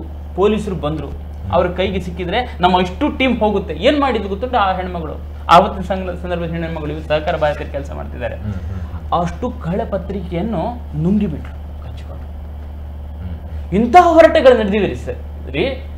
ಆದ್ರೆ ಇದನ್ನು ಅತ್ಯಂತ ಹೀನವಾಗಿ, ಕೃಪಣವಾಗಿ ನೋಡುವಂತ ಕಾರ್ಯ ಇವತ್ತಿನ ಕಾಂಗ್ರೆಸ್ ಕೂಡ ಮಾಡ್ತಾ ಇದೆ. ಮಾಡೋದು ಸಂವಿಧಾನದ ರಕ್ಷಣೆ ಅಂತ ಹೇಳಿ ಬೊಬ್ಬೆ ಹೊಡಿತಾ ಇದೆ. ಖಂಡಿತ ಖಂಡಿತ. ಈಗ ಯಾರು ವಾಕ್ ಸ್ವಾತಂತ್ರ್ಯ, ಧಾರ್ಮಿಕ ಸ್ವಾತಂತ್ರ್ಯ ಅನ್ನುವಂತಹ ವಿಚಾರದಲ್ಲಿ ಬೊಬ್ಬೆ ಹೊಡಿತಾ ಇದ್ದೀರಲ್ವಾ, ಅವತ್ತು ಅದೇ ಸ್ವಾತಂತ್ರ್ಯವನ್ನ, ಅದೇ ಸಂವಿಧಾನವನ್ನ, ಬದುಕುವ ಹಕ್ಕನ್ನೇ ಒಂದು ಸರ್ಕಾರ ಕೇವಲ ಒಬ್ಬ ವ್ಯಕ್ತಿಗೋಸ್ಕರ ಕಿತ್ತುಕೊಂಡಿತ್ತು. ಆ ವಿಚಾರವಾಗಿ ನಾವು ಚರ್ಚೆಯನ್ನು ಕೂಡ ಮುಂದುವರಿಸ್ತಾ ಇರುವಂಥದ್ದು. ನಾಗೇಶ್ ಸರ್, ಈಗಾಗಲೇ ಮಧುಕರ್ ಸರ್ ಅವರು ಕೆಲವೊಂದು ವಿಚಾರಗಳನ್ನ ಹೇಳಿದರು ಅವರ ಬಂಧನದ ಸಮಯದಲ್ಲಿ. ತಮ್ಮ ಹೋರಾಟದ ಸಮಯದಲ್ಲಿ ತಾವು ಪೊಲೀಸರ ಜೊತೆ ಎದುರಾಗಿರುವಂಥದ್ದು ಅಥವಾ ಬಂಧನದ ಘಟನೆಗಳು ಅಂಥದ್ದೇನಾದರೂ ನಡೆದಿದೆಯಾ? ಯಾವ ಥರ ಇತ್ತು ಆ ಸಮಯ? ನಾನು ಸಾಧಾರಣ 1ನೇ ಬ್ಯಾಚ್ ಅಂತ ಇಲ್ಲಿ ನಾವು ಸತ್ಯಾಗ್ರಹವನ್ನು ಹೋರಾಟ ಮಾಡಬೇಕಂತ ಹೇಳಿ ನಮ್ಮ ಹಿರಿಯರ ನಿರ್ಧಾರ ಆಗಿತ್ತು. ಅದರ ಹೆಚ್ಚಾಗಿ ನವೆಂಬರ್ 12 ಇರಬೇಕು. ಮೊದಲಿನ ಬ್ಯಾಚ್ ಡಾಕ್ಟರ್ ಮಾಧವ ಭಂಡಾರಿ ಅವರ ನೇತೃತ್ವದಲ್ಲಿ ಸೆಂಟ್ರಲ್ ಮಾರ್ಕೆಟ್ನಿಂದ ಜೈಲಿಗೆ ಹೊರಟಿದ್ದು. 2ನೇ ಬ್ಯಾಚ್ನಲ್ಲಿ ನಾವು ಜಪ್ಪು ಮಾರ್ಕೆಟ್ನಿಂದ 12 ಜನ ತಂಡ ನಾವು ಹೋರಾಟ ಮಾಡಿದ್ವಿ. ನಮ್ಮನ್ನು ಅದೇ ದಿವಸ ಪಾಂಡೇಶ್ವರ ಸ್ಟೇಷನ್ನಲ್ಲಿ ಅರೆಸ್ಟ್ ಮಾಡೋಕ್ಕೆ ತೊಗೊಂಡೋದ್ರು. ಅಲ್ಲಿ ನಮಗೆ ಹಿಂಸೆಯನ್ನು ಕೊಡಲಿಲ್ಲ. ಕೆಲವು ತುಂಬ ಎಲ್ಲ ಬಟ್ಟೆಗಳನ್ನು ಬಿಚ್ಚಿ ಅದನ್ನು ಅವರು ಮಾಡುವಂಥ ಪದ್ಧತಿ ಅಂತೂ ಮಾಡಿದರು. ಅದರಲ್ಲಿ ಕೆಲವು ಬೇರೆ ಊರಿನ ಅಧಿಕಾರಿಗಳು ಇದ್ದರು, ಇಬ್ಬರು. ಅವರು ಸಹಜವಾಗಿ ನಾವು ಹೇಳಿದ್ರು, ನಿಮಗೆಲ್ಲ ಯಾಕೆ ಬೇಕಾಗಿತ್ತು ಇದನ್ನೆಲ್ಲ? ನೀವು ಸಣ್ಣ ಹುಡುಗರು, ಯಾಕೆ ಬೇಕಾಗಿತ್ತು ಅಂತ ಕೇಳಿದ್ರು. ನಾಳೆ ಸರ್, ನೀವು ನಮ್ಮ ಪರಿಸ್ಥಿತಿಲಿ ಇದ್ದರೆ ಈ ಮಾತು ಆಡ್ತಿದ್ದೀರಾ ಅಂತ ಕೇಳಿದವರು. ಈಗ ನೀವು ಸರ್ಕಾರಿ ಅಧಿಕಾರಿಗಳು, ಹೌದು ನೀವು ಹೇಳಿದ್ದು ಸರಿ ಇದೆ ಅಂತ ಹೇಳಿದ್ರು ಅವರು ಆ ಮಾತನ್ನು ಇನ್ನೂವರೆಗೆ ನೆನಪಿದೆ. ಅದು ನಂತರ ಕೋರ್ಟಿಗೆ ಪ್ರೊಡ್ಯೂಸ್ ಆಯಿತು. ಮತ್ತು ನಮ್ಮ ಸೆಂಟ್ರಲ್ ಜೈಲಿನಲ್ಲಿ, ಮಂಗಳೂರು ಜೈಲಿನಲ್ಲಿ ನಮಗೆ ಏನಿಲ್ಲ, ಬೆಳಿಗ್ಗೆ ಬಿಡ್ತಾರೆ ಹೊರಗಡೆಗೆ. ನಾವು ಯೋಗಾಸನ, ಯೋಗಾಯಾಮ, ಕಬಡ್ಡಿ ಆಡೋದೆಲ್ಲ ಸಹಜವಾಗಿತ್ತು. ಅಲ್ಲಿ ಆಹಾರದ ಮಟ್ಟವನ್ನು ಹೇಳಲಿಕ್ಕಿಲ್ಲ. ಹೊರಗಿನ ಪ್ರಪಂಚದಲ್ಲಿ ಹೋರಾಟ ಮಾಡಬಾರ್ದು ಅಥವಾ ಸರ್ಕಾರದ ವಿರುದ್ಧವಾಗಿ ಧ್ವನಿ ಎತ್ತಬಾರದು, ಯಾವುದೇ ರೀತಿಯಾದಂತ ಪ್ರತಿಭಟನೆಗಳು ನಡೀಬಾರ್ದು ಅನ್ನುವಂತಹ ಹಿಡಿತಗಳನ್ನು ಜಾಸ್ತಿಯಾಗಿ ಮಾಡ್ತಾ ಇದ್ದಾರೆ. ಒಂದು ರೀತಿಯಲ್ಲಿ ದೌರ್ಜನ್ಯದ ರೀತಿಯಲ್ಲಿ ತಾವೇ ಹೇಳಿರ್ತಾರೆ, ಬಂಧನ ಆದ ಬಳಿಕ ಯಾವುದೇ ರೀತಿಯಾದಂತಹ ಚಿತ್ರಹಿಂಸೆಗಳಿಲ್ಲ, ಬದಲಾಗಿ ಸಾರ್ವಜನಿಕವಾಗಿ ಹೋರಾಟವನ್ನ ಮಾಡುವಂಥದ್ದು, ಸರ್ಕಾರದ ವಿರುದ್ಧವಾಗಿ ಧ್ವನಿ ಎತ್ತುವಂಥದ್ದು ಆ ಕಾಲದಲ್ಲಿ ಒಂದು ದೊಡ್ಡ ಮಟ್ಟಿನ ಅಪರಾಧ ಆಗಿತ್ತು. ಅದ ನಂತರ ನನಗೆ 3 ತಿಂಗಳ ನಂತರ ನಾನು ಹೊರಗಡೆ ಬಂದೆ. 3 ತಿಂಗಳ ನಂತರ 3 ತಿಂಗಳ ನಂತರ ಪುನಃ ಮತ್ತೆ ನನಗೆ ಮಂಗಳೂರಿನ ಜವಾಬ್ದಾರಿ ಅಂತ ಕೊಟ್ಟರು. ಕಹಳೆ ಪ್ರಿಂಟ್ ಮಾಡಿಸಿದ್ದು ಮತ್ತು ಉಡುಪಿ, ಸುರತ್ಕಲ್, ಕಾಸರಗೋಡು, ಮಂಗಳೂರಿಗೆ 4 ಕಡೆಗೆ ಹಂಚುವಂಥದ್ದು. ಇದರಲ್ಲಿ ಒಂದು ದೊಡ್ಡ ಬಾಕ್ಸ್ನಲ್ಲಿ ನಮ್ಮ ಮನೆಗೆ ಬರ್ತದೆ. ಎಲ್ಲಿಂದ ಬರ್ತದೆ ನನಗೂ ಗೊತ್ತಿಲ್ಲ. ಆದರೆ ಪ್ರಿಂಟ್ ಆಗೋದು ನನಗೆ ಯಾಕಂತ ಹೇಳಿದ್ರೆ ಪ್ರತಿಯನ್ನು, ಹ್ಯಾಂಡ್ ರೈಟಿಂಗ್ ಪ್ರತಿಯನ್ನು ನಾನು ಅಲ್ಲಿ ಹೋಗಿ ಮುಟ್ಟಿಸ್ತಾ ಇದ್ದೆ. ಅದನ್ನು ಸ್ಟೈಕ್ಲೋಸ್ಟೈನ್ ಮಾಡಿ ಕಳಿಸ್ತಾ ಇದ್ದರು. ಅದನ್ನು ನಾನೇ ಸುರತ್ಕಲ್ನವರೆಗೆ ನಾನು ಸೈಕಲ್ನಲ್ಲಿ ಕೊಡ್ತಾ ಇದ್ದೆ. ಉಡುಪಿಯಲ್ಲಿ ಒಬ್ಬ ಬಸ್ನಲ್ಲಿ ಕಳಿಸ್ತಾ ಇದ್ದೆ. ಕಾಸರಗೋಡಿಗೆ ಕಳಿಸ್ತಾ ಇರೋದು ಒಬ್ಬ ಕಾನ್ಸ್ಟೇಬಲ್ ಹತ್ರ. ಟ್ರಾಫಿಕ್ ಕಾನ್ಸ್ಟೇಬಲ್ ಇದ್ದರು, ಬಸ್ ಸ್ಟ್ಯಾಂಡ್ನಲ್ಲಿ ನಿಲ್ತಾ ಇದ್ದರು. ಅವ್ರ ಹತ್ರ ನಾನು ಪ್ರತಿ ದಿವಸ ಕಳಿಸ್ತಾ ಇದ್ದೆ. ಕಳೆ ಬಂದಾಗ ವಾರಕ್ಕೆ 1 ದಿವಸ ಬರ್ತಾ ಇತ್ತು. ಮಂಗಳೂರಿಗೆ ಮತ್ತೆ ಎಲ್ಲ ಕಡೆ ಹಂಚಿ ಅಲ್ಲಿಂದ ಮತ್ತು ಹೊರಗಡೆ ಎಲ್ಲ ಮನೆಗೆ ಹಂಚೊಂದಿತ್ತು, ಅದು ಬಂಡಲು. ಇದನ್ನು ಯಾರೋ ಯಾರೋ ಗೊತ್ತಾಯಿತು, ಏನಾಯಿತು, ನಾವು ಎಲ್ಲ ಮನೆಗಳಿಗೆಲ್ಲ ಹಾಕ್ತಾಯಿದ್ವಿ. ನಮ್ಮ ಮನೆಗೆ ಪೊಲೀಸ್ನವರು ಬಂದರು, ಚೆಕ್ ಮಾಡಿ. ಸೆಕೆಂಡ್ ಟೈಮ್ ಇದು ಇದಾಗಿದೆ ಸರಿಯಾಗಿ. ಆಮೇಲೆ ಬಂದದ್ದು ಸರಿ. ಇದೊಂದು ಸಲ 1 ವರ್ಷವರೆಗೆ ನಡೀತು. 1 ವರ್ಷದ ನಂತರ ಕರೆಕ್ಟಾಗಿ ಇದು ನವಂಬರ್ ಇದೆಲ್ಲ ಬರ್ತು, ಪೊಲೀಸ್ ಆಯಿತು ಸರಿಯಾಗಿ ಇದೆ. ನವಂಬರ್ 1 ವರ್ಷದ ನಂತರ ಕರಾಳ ದಿನ ಅಂಥೇಳಿ ಮತ್ತು ನನ್ನ ಪುನಃ ಮತ್ತೆ ಅರೆಸ್ಟ್ ಮಾಡ್ಕೊಂಡು ತೊಗೊಂಡೋದ್ರು 2ನೇ ಬಾರಿಗೆ. 2ನೇ ಬಾರಿಗೆ ತೊಗೊಂಡು ಪಾಂಡೇಶ್ವರ ಸ್ಟೇಷನ್ನಲ್ಲಿಟ್ಟು ರಾತ್ರಿಗೆ ಅವ್ರದ್ದು ಚಿಕಿತ್ಸೆಯನ್ನು ಶುರು ಮಾಡಿದರು. 4 ದಿವಸ ಸತತವಾಗಿ ಹೊಡೆದರು. ಕಳೆ ಅವ್ರದ್ದು ಒಂದೇ, ಕಳೆ ಎಲ್ಲಿ ಪ್ರಿಂಟ್ ಆಗ್ತದೆ, ಯಾರು ಮಾಡಿಸ್ತಾರೆ ಹೇಳು ಅಂತೇಳಿ. ನನ್ನ ಬಾಯಿಂದ ಯಾವ ಶಬ್ದನೂ ಬರಲಿಲ್ಲ, ಯಾಕಂದರೆ ಕಳೆ ಎಲ್ಲಿ ಪ್ರಿಂಟ್ ಆಗ್ತಾ ಗೊತ್ತಾಯಿತು, ಯಾರು ಮಾಡ್ತಾರೆ ಅಂತ ಗೊತ್ತಿರಲಿಲ್ಲ, ಮಾಹಿತಿ ಇರಲಿಲ್ಲ. ಹೋರಾಟದ ಒಂದು ಕ್ಷಣಗಳಾಗಿತ್ತು, ಹಿರಿಯರು ಹೇಳಿರ್ತಾರೆ, ಅದನ್ನು ಫಾಲೋ ಮಾಡ್ತಾ ಇದ್ದಾರೆ. ಅವ್ರದ್ದು ಶಿಕ್ಷೆ ಅಂತ ಹೇಳಿದ್ರೆ ಚಪಾತಿ ತೊಡೆ ಮೇಲೆ ಮಲಗಿಸಿ, ತೊಡೆ ಮೇಲೆ ರೋಲನ್ನು ಇಟ್ಟು ಒಂದು ಅದ್ರ ಮೇಲೆ ನಿಲ್ತಾ ಇದ್ರು ಮತ್ತು ಪಾದದಲ್ಲಿ ಹೊಡೆಯಿದ್ದು. ನನಗೆ ಏರೋಪ್ಲೇನ್ ಹಾಕಿದ್ರು. ಏರೋಪ್ಲೇನ್ ಯಾಕಂದ್ರೆ ನನಗೆ ಆಗ ಒಳ್ಳೆ ಯೋಗಾಸನ ಪುಟ ಆಗಿದ್ದೆ. ನನಗೆ ಯೋಗಾಸನ ಏರೋಪ್ಲೇನ್ ಒಂದು ಯಾವುದು ಅದು ಪರಿಣಾಮ ಆಗಲಿಲ್ಲ. ಮತ್ತು ಹೊಟ್ಟೆಗೆ ಗುದ್ದುದು ಫುಟ್ಬಾಲ್ ಅವ್ರ ಲೆಕ್ಕದಲ್ಲಿ ರೌಂಡ್ ಅಪ್ ನಿಲ್ತಾರೆ, ಗುದ್ದುದು ಒಬ್ಬರನ್ನು ದುಡುದು, ಒಬ್ರು ಮತ್ತೊಬ್ಬರು ಗುದ್ದುದು. ಈ ಥರ ಹೊಡಿಬಾರ್ದು, ಈ ಥರ ಹೊಡಿಬೇಕು ಅಲ್ವಾ, ನೋವಾಗ್ತದ, ಈ ಥರವನ್ನು ಮಾತು ಸಂಸ ಈ ಥರವನ್ನು ರೌಂಡ್ ಅಪ್ನಲ್ಲಿ ಬೆಳಗಿನ ಜಾವವರೆಗೆ ಹೊಡಿತಾ ಇದ್ರು. ಬೂಟುಗಾಲಿನ ಏಟುಗಳು ಅವಾಗ. ಅದನ್ನ ನಂತರ ಪುನಃ ಮತ್ತು ವ್ಯಾನ್ನಲ್ಲಿ ನಾವು ಹಾಗೆ ಅರಪಜ್ಞಾವಸ್ಥೆ ಎಲ್ಲೋ ನಿಲ್ಲಿಸ್ತಾ ಇದ್ರು, ಸ್ಟೇಷನಲ್ಲಿ ಇರ್ತಾ ಇರಲಿಲ್ಲ. ವ್ಯಾನನ್ನು ತೊಗೊಂಡೆ. ನನ್ನ ಜೊತೆಗೆ ಮತ್ತೊಬ್ಬರು ಇದ್ರು, ಅವರು ಪಾಪ ತೀರೋದ್ರು, ಒಂದು 15 ದಿವಸದಲ್ಲಿ ತೀರೋದ್ರು ಪೆಟ್ಟಿನಿಂದ. ಅವರು ಪೊಲೀಸರು ಪೆಟ್ಟು ತಿಂದೆ. ಅವರಂದ್ರೆ ಕುಸ್ತಿ ಪೈಲ್ವಾನ್ ಆಗಿದ್ರು, ಅವರಿಗೆ ಪೆಟ್ಟು ತಡ್ಕೊಳ್ಳಿಕ್ಕೆ ಆಗಲಿಲ್ಲ. ಅಲ್ಲ, ಮನೆಗೆ ಬಂದ ನಂತರ ಅವರನ್ನು ಇದೆ 4 ದಿವಸ ನಂತರ ಬಿಟ್ಟಿದ್ದಾರೆ ನಮಗೆ. ಆದರೆ ಅವ್ರಿಗೆ ಗಡ್ಸು ಮೈ, ಒಳ್ಳೆ ಇದು ಕುಸ್ತಿ ಪೈಲ್ವಾನ್ ಆಗಿದ್ದು, ವೇಟ್ ಲಿಫ್ಟರ್ ಅಂತ. ಅವರು ತೀರು ಹೋಗ್ಬಿಟ್ರು. ನನಗೂ ಸದಾ ಎಳೆ ಮೈ, ನಾವು ತಡ್ಕೊಂಡಿದ್ವಿ. ಅದೇ ರೀತಿಯಲ್ಲಿ ಆಯಿತು. 4 ತಿಂಗಳ ನಂತರ ಪುನಃ ಮತ್ತು ನನಗೆ ಅದ್ರ ಪರಿಣಾಮ, ಅದ ನಂತರ ಮನೆಗೆ 4 ದಿವಸ ಬಂದು 1 ತಿಂಗಳಿಂದ ಪರಿಣಾಮ ಶುರು ಆಯಿತು. ಹೊಟ್ಟೆಗೆ ಇದು ರಕ್ತವಾಂತಿ, ಬೆನ್ನು ಅಂದರೆ ಬೆನ್ನಿಗೆ ತುಂಬ ಹೊಡೆದಿದ್ರು. ಬೆನ್ನುವಾಗಿ ತಲೆ ಪಾದಕ್ಕೆ ತಾಗಿಬಿಡ್ತು. ಪೂರ್ತಿ ಅಷ್ಟು ಬಗ್ಗಿ ಹೋಗಿಬಿಟ್ಟೆ. ಆ ಸಮಯದಲ್ಲಿ ನಾನು ತೀರ್ಥಹಳ್ಳಿಯಲ್ಲಿ 2 ತಿಂಗಳ ಹಾಸ್ಪಿಟ್ಲ್ನಲ್ಲಿದ್ದೆ. ಅಲ್ಲಿ ಚಿಕಿತ್ಸೆ ಯಾವುದು ಪರಿಣಾಮ ಆಗಲಿಲ್ಲ. ಪುನಃ ಮಂಗಳೂರಿಗೆ ಬಂದೆ. ಮಂಗಳೂರಿಗೆ ಬಂದ ನಂತರ ಮಂಗಳೂರಿಗೆ ವೆನ್ಲಾಕ್ನಲ್ಲಿ 2 ತಿಂಗಳು ಹಾಸ್ಪಿಟ್ಲ್, ಒಟ್ಟಿಗೆ 4 ತಿಂಗಳ ಆಸ್ಪತ್ರೆಯಲ್ಲಿ ಅದ್ರ ಪರಿಣಾಮದ ನೋವು ಇನ್ನೂವರೆಗೆ ನಾನು ಅನುಭವಿಸ್ತಾ ಇದ್ದೇನೆ. ಬಸ್ನಲ್ಲಿ ಕೂತ್ಕೊಳ್ಳಿಕ್ಕೆ ಆಗೋದಿಲ್ಲ, ಆಟೋ ರಿಕ್ಷಾದಲ್ಲಿ ಚಿಕಿತ್ಸೆ ಮಾಡಬೇಕು, ಇದೆಲ್ಲ ಮುಂಭಾಗದಲ್ಲಿ ಬಗ್ಲಿಕ್ಕೆ ಆಗೋದಿಲ್ಲ, ಅಷ್ಟೆಲ್ಲ ಇದು. ಆದರೆ ಕಳೆ ಎಲ್ಲ ಪ್ರಿಂಟ್ ಮಾಡೋದು ಇನ್ನೂವರೆಗೆ ಯಾರಿಗೂ ಗೊತ್ತಾಗಲಿಲ್ಲ. ಈಗಲಾದ್ರೂ ಅದ್ರ ಬಗ್ಗೆ ಮಾಹಿತಿ ಇದೆ ಸರ್ ನಮಗೆ? ಹೌದು, ನನಗೆ ಯಾರು ಕೊಡ್ತಾ ಇದ್ದನ್ನು ಗೊತ್ತಿತ್ತು. ಪ್ರಿಂಟ್ ಮಾಡ್ಲಿಕ್ಕೆ ಕೊಡುವಂಥದ್ದು ಗುತ್ತಿಗಾರನಲ್ಲಿ ಮಾಡಿಸ್ತಾ ಇದ್ವಿ ನಾವು. ಗುತ್ತಿಗಾರ ಒಬ್ಬರ ಮನೆಯಲ್ಲಿ ಅಂಡರ್ಗ್ರೌಂಡ್ನಲ್ಲಿ ಅವರು ಸ್ಟ್ಯಾಕ್ಲಸ್ ಮಿಷನ್ ಇಟ್ಟಿದ್ರು. ನಾನು ಅವರು ಇದು ಕರಡು ಪ್ರತಿ, ಯಾಕಂದರೆ ನಮ್ಮ ಹಿರಿಯರಾದ ದಾಮ ರವಿ ಅವ್ರು ಕೊಡ್ತಾ ಇದ್ರು ನಮಗೆ. ಅದನ್ನು ನಾನು ಅಲ್ಲಿ ಕಳಿಸ್ಕೊಡ್ತಾ ಇದ್ದೆ. ಒಂದು ಮೆಷಿನ್ ಏನಿದೆ ಸುಳ್ಯದ ಒಂದು ಗುಹೆಯಲ್ಲಿ ಇರತಕ್ಕಂಥ ಮಿಷನ್, ನಾನು ಒಂದು ಸ್ವಲ್ಪ ವರ್ಷದ ಹಿಂದೆ ಅದು ನೀವು ದರ್ಶನ ಮಾಡುವಂತ ಬಗ್ಗೆ ಸಿಕ್ಕಿತ್ತು. ಇದು ಮಂಗಳೂರಿನಲ್ಲಿ ಇದೆ. ಅದನ್ನ ಇದು ಅದೊಂದು ಇವರದ್ದೆಲ್ಲ ಕಾರ್ಯಗಳೇ ನಮಗೆ ಪ್ರೇರಣೆ. ಆ ಸಮಯದಲ್ಲಿ ಮಾಡಿದಂತ ಇದು ಕರಡು ಪ್ರತಿ, ಹಾಗೆ ಹಸ್ತಾಕ್ಷರ ಇನ್ನೂವರೆಗೆ ನನ್ನ ಹತ್ರ ಕೆಲವು ಪ್ರತಿ ಇದೆ. ಕೈಯಿಂದ ಬರೆದದ್ದು ಕರಡು, ಇದು ಮೂಲ ಪ್ರತಿ ಎಲ್ಲ ಇದೆ, ಇನ್ನೂವರೆಗೆ ಹಾಗೆ ಇಟ್ಟಿದ್ದೇನೆ. ಇದು ಸರ್ ಪತ್ರಿಕಾ ಸ್ವಾತಂತ್ರ್ಯದ ನಿಜವಾದ ಘಟನೆ. ಏನೋ ಅನ್ಡಿಕ್ಲೇರ್ಡ್ ಎಮರ್ಜೆನ್ಸಿ ಹಾಕಿದ್ದಾರೆ ಅನ್ನುವಂಥದ್ದನ್ನ ಖರ್ಗೆ ಎಲ್ಲ ಹೇಳ್ತಾರಲ್ಲ, ಇದಕ್ಕೆ ಏನ್ ಹೇಳ್ತೀರಿ? ಒಂದು ದೂರವಾಣಿ ಕರೆ ಇದೆ. ಹಲೋ ಹಲೋ, ನಮಸ್ತೆ. ಹೇಳಿ. ಕಿರಣ್ ಅಂತ ಹೇಳಿ ಒಂದು ಪ್ರಶ್ನೆ ಕೇಳಲಿಕ್ಕಿತ್ತು. ಹೇಳಿ ಸರ್. ಏನಿಲ್ಲ, ಇಬ್ರು ಹಿರಿಯರಿದ್ದಾರೆ, ನಮ್ಮ ತುರ್ತು ಪರಿಸ್ಥಿತಿ ಹೋರಾಟ ಮಾಡಿದ್ರು. ಅವರ ಹತ್ರ ಒಂದು ಸಣ್ಣ ಪ್ರಶ್ನೆ. ಏನಿಲ್ಲ, ಅವರು ಈಗಷ್ಟೇ ಹೇಳಿದ್ರು ತುರ್ತು ಪರಿಸ್ಥಿತಿ ಸಮಯದಲ್ಲಿ ತುಂಬಾ ಹೊಡೆದಿದ್ರು ಜೈಲಲ್ಲಿ ಅಂತ ಹೇಳಿ. ಆ ನೋವು ಇನ್ನೂ ಕೂಡ ನಿಮ್ಗೆ ಈಗ ಸುಮಾರು 50 ವರ್ಷ ಇನ್ನೂ ನಿಮ್ಗೆ ಕಳಿಸ್ತಾ ಇದೆಯಾ ಅಂತ ಹೇಳಿ ಇಬ್ಬರಿಗೂ ಕೂಡ ನಾನು ಕೇಳ್ತಾ ಇದ್ದೇನೆ. ಅದೊಂದು ಏನ್ ಗೊತ್ತಾ, ಟಾರ್ಚರ್, ಚಿತ್ರಹಿಂಸೆ ಅಂತ ಹೇಳಿದ್ರು. ಸೊ ಹಾಗೆ ಇನ್ನೊಂದು ಅದು ಮತ್ತೆ ನಿಮ್ಮ ಈ ತುರ್ತು ಪರಿಸ್ಥಿತಿ ಹೋರಾಟ ನಿಮ್ಮ ಮನೆಯವರ ಸಹಕಾರ ಯಾವ ತರ ಇತ್ತು? ಯಾಕಂತ ಹೇಳಿದ್ರೆ ನೀವು ತುರ್ತು ಪರಿಸ್ಥಿತಿ ಹೋರಾಟಕ್ಕೆ ಹೋಗ್ತಾ ಇದ್ದ, ಆದ್ರೆ ಮನೆಯಲ್ಲಿ ದುಡಿಯುವ ಗಂಡಸು ಯಾರು ಸೇರ್ತಿರ್ಲಿಲ್ಲ. ಅದಕ್ಕೆ ಮತ್ತೆ ನಿಮ್ಗೆ ಜೈಲೂಟ ಅಂತ ಹೇಳ್ತಾರೆ, ಜೈಲಲ್ಲಿ ಹಾಕಿದಾಗ ನಿಮ್ಗೆ ಕೊಡ್ತಿದ್ದ ಫುಡ್ ಯಾವ ತರ ಇತ್ತು? ಎಷ್ಟು 3 ಪ್ರಶ್ನೆಗಳು ಅಷ್ಟೇ. ಧನ್ಯವಾದಗಳು. ಹೇಳ್ಬೋದು ಸರ್. ಹೌದು, ಜೈಲಿನಲ್ಲಿ ಫುಡ್ ಅಂತ ಹೇಳಿದ್ರೆ ಪ್ರತಿ ವಾರಕ್ಕೆ ಒಂದೊಂದು ಥರ ಧಾನ್ಯದ್ದು. ಬೆಳಿಗ್ಗೆ ಒಂದು ಅರ್ಧ ಲೀಟ್ರ್ ಗಂಜಿ ಟಿಫನ್, ಅರ್ಧ ಲೀಟ್ರ್ ಗಂಜಿ ಅಂತ ಹೇಳಿದ್ರೆ ಅಗಳುಗಳು ಲೆಕ್ಕ ಮಾಡ್ತಾ ಇದ್ವಿ ನಾವು. 20 ಅಗಳು 30 ಅಗಳು ಸಿಗ್ತಾ ಇತ್ತು. ಅರ್ಧ ಲೀಟ್ರ್ ಗಂಜಿ.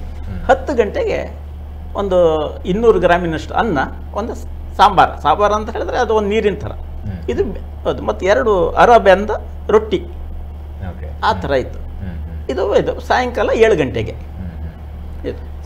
ತಿಂಡಿ ವಿಚಾರಗಳಲ್ಲಿ ಅಥವಾ ಯಾವುದೇ ರೀತಿ ಇಲ್ಲ, ತಿಂಡಿ ಅಂತ ಇಲ್ಲ, ಬೆಳಿಗ್ಗೆ ಇದು ಗಂಜಿ ನಡೀತಾ ಇತ್ತು. ಎಸ್, ಮಧುಕರ್ ಸರ್, ತಾವು ಅಂದ್ರೆ ಅವರೇ ಕೇಳಿರುತ್ತಾರೆ, ಪ್ರಶ್ನೆ ಕೇಳಿರುತ್ತಾರೆ, ಮನೆಯಲ್ಲಿ ಯಾವ ತರ ಸಪೋರ್ಟ್ಗಳಿತ್ತು ಈ ಹೋರಾಟದ ಸಮಯದಲ್ಲಿ? ಮನೆ ಪೂರ್ತಿ ಅದು ಇಡೀ ಹೋರಾಟದ ಮನೆ ನಮ್ಮದು. ಓಕೆ, ಹೋರಾಟದ ಮನೆ, ಎಲ್ಲರೂ ಸಹಕಾರ ಕೊಡೋರು. ಅದಾದ್ಮೇಲೆ ನಾನು ಮನೆಗೆ ಹೋಗಲಿಲ್ಲ, ಆದರೂ ಸಹ ನಾನು ಮನೆಗೇನು ಕೊಡಲಿಲ್ಲ ಅಂತ ಇಲ್ಲ, ಪೂರ್ತಿ ಅವರೇ ಮ್ಯಾನೇಜ್ ಮಾಡಿದ್ದಾರೆ. ಆ ಮನೆ ಅಂದರೆ ಹೇಗೆ ಅಂದರೆ, ನನ್ನ ಮನೆ ಪೂರ್ತಿ ನನ್ನ ಬೆನ್ನ ಹಿಂದೆ ನಿಂತು ನನಗೆಲ್ಲ ಸಹಕಾರ ಕೊಟ್ಟಿದ್ದಾರೆ. ಎರಡು ಪ್ರಶ್ನೆ ಇಲ್ಲ. ಮತ್ತು ಪೆಟ್ಟಿದುಂಟಲ್ಲ, ನಾನು ಜೈಲಿನಲ್ಲಿ ಬೀಳಿಲ್ಲ. ಅಲ್ಲಿಂದ ಮೇಲಿಂದ ಬಿದ್ದ ಮೇಲೆ ನನ್ನ ಕಾಲು ಪೂರ್ತಿ ಉರಿದು ಹೋಗಿತ್ತು. ಅದು ಎಡಕಾಲು ಓಪನ್ ಆಗಿತ್ತು. ಸೀದಾ ಹೋಗಿ ಎಲ್ಲ ಹಾಕ್ಕೊಂಡೋಗಿದ್ರು. ಅಂದರೆ ಇದಿದೆಯಲ್ಲ, ಎಡಕಾಲು ಪೂರ್ತಿ ಹೋಗಿದೆ. ಆವಾಗ ನಾನು ಜೈನ್ ಹಾಸ್ಪಿಟ್ಲಲ್ಲಿ ಒಂದು 3-4 ತಿಂಗಳು ಇದ್ದೆ. ಅಲ್ಲಿ ನೋಡಿಕೊಂಡವರು ನಮ್ಮ ಎಮರ್ಜೆನ್ಸಿ ವಿರೋಧ ಕೆಲಸ ಮಾಡುವ ಎಲ್ಲ ಕಾರ್ಯಕರ್ತರೇ ನನ್ನ ಬೆನ್ನಿದ್ದಿದ್ರು. ನೇರ ನಮ್ಮ ಮನೆಯವರೇ ಬಂದು ಆಹಾರ ಕೊಡ್ತಿದ್ರು. ಹಾಗೇನು, ಆದರೆ ನನಗೆ ಎಲ್ಲೂ ಸಹ ನಾನು ಜೈಲಿನಲ್ಲಿ ರೆಕಾರ್ಡ್ ಆಗಲಿಲ್ಲ. ಮತ್ತೆ ಶಿಶನ್ ಏನು ನೋಡಬೇಕು, ನಮಗೆ ಆವಾಗ ಯಾವುದು ವಾಟ್ಸಪ್ ಇರಲಿಲ್ಲ, ಸಂಪರ್ಕನೂ ಇರಲಿಲ್ಲ, ಸರಿಯಾಗಿ ಫೋನು ಇರಲಿಲ್ಲ. ಇಂಥ ಸಂದರ್ಭದಲ್ಲಿ ಆ ಹೋರಾಟ, ಇವರು ಹಾಸ್ಪಿಟ್ಲ್ ಇದ್ದಾರೆ ಅಂತ ಹೇಳಿದ್ರೆ ನಮ್ಗೆ ಈಗ 1 ನಿಮಿಷದಲ್ಲಿ ಗೊತ್ತಾಗುತ್ತೆ. ಆದರೆ ಆ ಸಮಯದಲ್ಲಿ ನಾನು ಈಗಲೂ ಮರೆಯುವುದಿಲ್ಲ. ಅವರಿಲ್ಲ ಈಗ, ಮಧುಕರ್ ಶೆಟ್ಟಿ ನನ್ನ ಒಂದು ಬಲಗೈ ಅವರು ಕದ್ದು ಮುಚ್ಚಿ ಕಿಟಕಿಯಿಂದ ಹಾರಿ ಬಂದು ನನ್ನ ಪ್ರತಿನಿತ್ಯ ನೋಡ್ಕೊಂಡು ಹೋಗ್ತಿದ್ರು. ಅವು ಮತ್ತು ಅರೆಸ್ಟ್ ಆಗಲಿಲ್ಲ. ಮತ್ತು ಜೊತೆಗೆ ಬಂದರ್ನಲ್ಲಿ ಒಂದು ಪದ್ಮನಾಭ ಕೋಟ್ಯಾನಲ್ಲಿದ್ದಾರೆ, ಅವ್ರ ಹೋಟೆಲ್ ಇದೆ. ಅವರು ನನ್ನ ಬೆಡ್ನ ಬಲಬದಿಲಿ ನಿಂತಿದ್ದರು. ಅವ್ರಿಗೆ 2 ಕಾಲು ಮುರಿದು ಹೋಗಿತ್ತು. ಡಾಕ್ಟರ್ ಶಾಂತರಾಮ್ ಶೆಟ್ಟರು ಅವರ ಟ್ರೀಟ್ಮೆಂಟ್ ಮಾಡ್ತಿದ್ರು. ನನಗೆ ಅವರೇ ಮಾಡಿದ್ದು. ಹಾಗೆ ಅಲ್ಲಿಂದ ಅವರ ಹೋಟ್ಲಿಂದ ಊಟ ಬರ್ತಿತ್ತು. ಅಂದರೆ ಇಡೀ ನಾನು ಇದು ಯಾಕೆ ಹೇಳ್ತಿದ್ದೆ, ಇಡೀ ಸಮಾಜ ನಮ್ಮನ್ನು ಗುರುತು ಇಟ್ಕೊಂಡು ಅದನ್ನು ನಮ್ಮನ್ನು ನೋಡ್ಕೊಂಡಿದ್ದಾರೆ. ಹೆಗಡೆ ಕುಟುಂಬರ ಬಗ್ಗೆ ಇವರು ಹೇಳಿದರು, ಅವ್ರ ಬಗ್ಗೆ ಹೇಳಬೇಕು. ಅವರಿಗೊಂದು ನಾವು ಸನ್ಮಾನ ಮಾಡಿದ್ವಿ, ತುರ್ತು ಹೋರಾಟಗಾರ ಅಂತೇಳಿ ಒಂದು 5 ವರ್ಷದ ಹಿಂದೆ. ಅವರು ಅವಾಗ ಹೇಳಿದಂಥ ಘಟನೆ ನೋಡಿದರೆ ಮೈಯೆಲ್ಲ ರೋಮಾಂಚನ ಆಗುತ್ತೆ. ಅವರ 3 ಜನ ಅಣ್ಣ ತಮ್ಮಂದ್ರೆ ಐ ಥಿಂಕ್ ಅಲ್ವಾ, ಅವರು ಹೇಳ್ತಾ ಇದ್ರು ಜೈಲಿಗೆ ಹಾಕಿ ಹೊಡೆಯೋದೇನೋ ಬಡಿಯೋದೇನೋ ಎಷ್ಟರವರೆಗೆ ಅಂತ ಹೇಳಿದರೆ, ನಾಗೇಶಣ್ಣ ಈಗ ಒಂದು ನನಗೆ ಬರ್ತಾ ಇರಬೇಕಾದ್ರೆ ಹೇಳಿದರು, ಅವ್ರ ಲಾಟಿಗೆ ಮೊಳೆ ಇರ್ತಿತ್ತಂತೆ. ಅರ್ಥ ಆಗಬೇಕು ನಾವು ಯಾವ ರೀತಿಯ ಚಿತ್ರಹಿಂಸೆ ಅಂತ. ಕೇವಲ ಲಾಟಿಯಲ್ಲಿ ಮೊಳೆ ಇರ್ತಿತ್ತು, ಅದು ಹೊಡಿಬೇಕಾದ್ರೆ ಒಳಗಿನ ಒಂದು ಎಲುಬಾದರೂ ಒಡೆದು ಹೋಗಬೇಕು. ಅಂಥ ರೀತಿಯಲ್ಲಿ ಅಲ್ಲೇ ವಾಂತಿ, ಅಲ್ಲೇ ಭೇದಿ ಆದ್ರೂ ಕೂಡ ಅಲ್ಲೇ ಇರಬೇಕು, ಅದೇ ಲಾಕಪ್ಪಲ್ಲಿ ಇರಬೇಕು. ಕಾಲಪಾನಿ ಸಜೆ ಕೀಳಿರ್ಬೋದಲ್ಲ ನೀವು. ಅಂಥ ರೀತಿಯಲ್ಲಿ ಟ್ರೀಟ್ಮೆಂಟು ನಮ್ಮ ಅಂದಿನ ಸರ್ಕಾರದ್ದು ಕೊಟ್ಟಿರತಕ್ಕಂಥದ್ದು. ಇದನ್ನೆಲ್ಲ ದಾಟಿ ಬಂದ ಮೇಲೇ ಇಷ್ಟೊಂದು ದೊಡ್ಡ ಹೋರಾಟ ಮಾಡಿ ಎಷ್ಟೊಂದು ಬಲಿದಾನ ಆಯಿತು. ಅದು ಘಟನೆ ಇನ್ನೂ ಕೂಡ ಬಹಳ ದೊಡ್ಡದಿದೆ. ಅದ್ರ ಒಂದೊಂದನ್ನು ಹೇಳಲಿಕ್ಕಾದ್ರೆ ನಮಗೆ ಸಮಯ ಸಾಕಾಗೋದಿಲ್ಲ. ಅರುಣ್ ಸರ್, ಕೊನೆಯದಾಗಿ ಹೇಳೋದಾದ್ರೆ ಈ ಕಾರ್ಯಕ್ರಮದ ಬಗ್ಗೆ. ಈ ಕಾರ್ಯಕ್ರಮ ನಾವು ಹಮ್ಮಿಕೊಂಡಿದ್ದೀವಿ ಇದಕ್ಕೋಸ್ಕರ ಅಂತ ಹೇಳಿ. ಇನ್ನಷ್ಟು ಬಹಳಷ್ಟು ಜನ ಇದ್ದಾರೆ. ಇನ್ನೊಂದು ಸ್ವಲ್ಪ ವರ್ಷ ಹೋದ್ರೆ ಕೂಡ ಆ ಕಣ್ಣಾರೆ ಕಂಡು ಅನುಭವಿಸಿದಂಥವ್ರು ಕೂಡ ಕಣ್ಮರೆ ಆಗ್ತವೆ. ಯಾಕಂತ ಹೇಳಿದ್ರೆ ನಮ್ಮ ಪ್ರಕೃತಿ ಹಾಗೆ ಇದೆ. ಇನ್ನೊಂದು ಹೇಳಿದಾಗ ನಮಗೆ ನಮ್ಮ ಶಾಸಕ ಯೋಗೀಶ್ ಭಟ್ರು ಅವರು ಹೇಳ್ತಾ ಇದ್ರು, ಅವರು ನನಗೆ ತಿಳಿಸಿದ್ರು, ಬಹಳ ಯಾರಿಗೆ ತಿಳಿಸ್ಲಿಲ್ಲ ಅವರು. ಅರುಣ್, ಒಂದು ನೆನಪು ಗೊತ್ತಿದೆಯಾ ನಿಮಗೆ, ನಿಮ್ಮ ಮನೆ ಹತ್ರ, ನನ್ನ ಮನೆ ಡೊಂಗರ್ಕಿರಿ ವಾರ್ಡ್, ನಿನ್ನ ಮನೆ ಹತ್ರ ಒಂದು ಕೊನೆಯಲ್ಲಿ ಒಂದು ಮನೆ ಇತ್ತು ಶಿವರಾಜ್ ಶೆಟ್ ಅವ್ರ ಮನೆಗೆ. ಈ ಪೊಲೀಸ್, ನಾನು ಮುಖ್ಯ ಶಿಕ್ಷಕ ಆಗಿದ್ದೆ ಸಂಘದಲ್ಲಿ, ಅವಾಗ ಪೊಲೀಸ್ ರಟ್ಟಿಸ್ಕೊಂಡು ಬಂದಂಥ ಸಂದರ್ಭದಲ್ಲಿ ನಾನು ಅವ್ರ ಮನೆಗೆ ಹೋಗಿ ಇಟ್ಕೊಂಡಿದ್ದೆ. ಆದರೆ ಆವಾಗಿನ ಕಾಲದಲ್ಲಿ ಈ ಫೋಟೋ ಗೀಟೋಗಳೆಲ್ಲ ಇಲ್ಲಲ್ವಾ, ಯಾರನ್ನು ಹಿಡ್ಕೊಂಡು ಅಲ್ಲಿ ಹೋಗಿ ಈ ಹುಡುಗ ಯಾರು ಅಂತ ಕೇಳ್ತಿದ್ರು ಪ್ರತಿಯೊಬ್ಬರ ಮನೆಯಲ್ಲಿ ಕೂಡ. ಆವಾಗ ಹೇಳ್ತಿದ್ರು, ಇವ್ರು ಬೇರೆ ಯಾರಿಂದ ಬಂದು ಕೂಡ ಇವರು ನನ್ನ ಮಾಮ, ಇವರು ನನ್ನ ಮಗ, ಇವರು ನನ್ನ ತಂದೆ, ಇವರು ನನ್ನ ಮಾವ, ಈ ರೀತಿಯಾಗಿ ಹೇಳ್ತಾ ಇದ್ರು. ಹೀಗೆ ಅಲ್ಲಿ ಹೋದಾಗ ನಮಗೆ ಅವ್ರು ರಕ್ಷಣೆ ಕೊಟ್ಟರು. ಇದು ನನಗೆ ತುರ್ತು ಪರಿಸ್ಥಿತಿ ಸಂದರ್ಭದಲ್ಲಿ ನನಗೆ ನೆನಪಾಯ್ತಪ್ಪ ಅಂತ ನನ್ನ ಹತ್ರ ತಿಳಿಸಿದ್ರು. ಹೀಗೆ ಹೇಳದೇ ಇರತಕ್ಕಂಥ ಅನೇಕ ಘಟನೆಗಳು ಬಹಳಷ್ಟಿವೆ. ವಿಷಯ ಒಂದು ಹೇಳ್ಬೇಕು, ಏಕೆಂದರೆ ನಾನು ಹಾಸ್ಪಿಟ್ಲಿಗೆ ಇದ್ದೆ ಅಲ್ಲ, ಹಾಸ್ಪಿಟಲಲ್ಲಿ ನನ್ನ ಹತ್ರ ತಗೊಂಡ್ರು ಸ್ಟೇಟ್ಮೆಂಟು. ನಾನು ಸ್ಪಷ್ಟವಾಗಿ ಬರೆದಿದ್ದೆ, ನಾನು ಈ ರೀತಿ ಹ್ಯಾರಾಸ್ಮೆಂಟ್ ಮಾಡಿ ಕರ್ಕೊಂಡು ಬಂದುಬಿಟ್ಟಿದ್ದಾರೆ. ಓಕೆ, ಗೊತ್ತಲ್ವ? ಈ ಪೊಲೀಸರು ಎಂತ ಮಾಡಿದ್ದಾರೆ ಅಂದರೆ, ಆವಾಗ ಬೆಡ್ಡಿನ ಅಡಿಗೆಲಿಡ್ತಿದ್ರು ಸೀಟನ್ನು. ಓಕೆ, ಪೊಲೀಸರು ಅದು ಇಷ್ಟು ಮಾತ್ರ ಹರಿದುಕೊಂಡು ಹೋದರು. ಅದು ಸಾಕ್ಷಿ ಗೊತ್ತಂತ ಹೇಳಿ. ಅಷ್ಟು ಮಾತ್ರ ಅಲ್ಲ, ಅವರ ಸ್ಟೇಟ್ಮೆಂಟ್ ಹೇಗೆ ಅಂದರೆ, ನಾವು ರೈಲ್ವೆ ಟ್ರ್ಯಾಕ್ನಲ್ಲಿ ಓಡಾಡ್ತಿರುವಾಗ ಇದು ಇವರು ಬಿದ್ದಿದ್ದ ಮಾನವೀಯ ದೃಷ್ಟಿಯಿಂದ ನಾವು ಬಂದು ಹಾಕಿದ್ದೀವಿ, ಈ ರೀತಿ ಸುಳ್ಳು ಆಸ್ಪತ್ರೆಗೆ ದಾಖಲು ಮಾಡಿದ್ವಿ. ನನ್ನ ರೆಕಾರ್ಡ್ ಇಲ್ಲ. ಇದು ಈಗಿನ ಕಾಲ ತರ CCTV ಫುಟೇಜ್ಗಳು, ದಾಖಲೆಗಳು ಯಾವುದಿಲ್ಲ. ಈಗ ನಾನು ಕೇಳಿದ ಯಾವ ಥರ ಎಂಥದ್ದು ಇಲ್ಲ. ಅವ್ರು ಹೇಳಿರುವಂಥದ್ದೇ ಸರ್ವಸತ್ಯ. ಹೌದು. ಆದರೆ ಮತ್ತೆ ಎಲ್ಲ ಬದುಕು ಅದು ಔಟ್ ಆಫ್ ಬೇಡಿಕೊಳ್ಳೋದು, ಕ್ಷಮೆ ಕೇಳೋದಲ್ಲ, ಅದೆಲ್ಲ ಮತ್ತೆ ಅದು ಇದು ರೆಕಾರ್ಡೆಲ್ಲ ತೆಗೆದುಕೊಂಡು ಹೋಗಿದ್ದಾರೆ.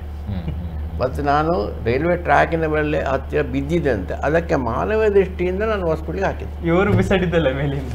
ಓಕೆ ಓಕೆ ಓಕೆ, ಇಷ್ಟೆಲ್ಲ ಮಾಡಿದ್ದಾರೆ.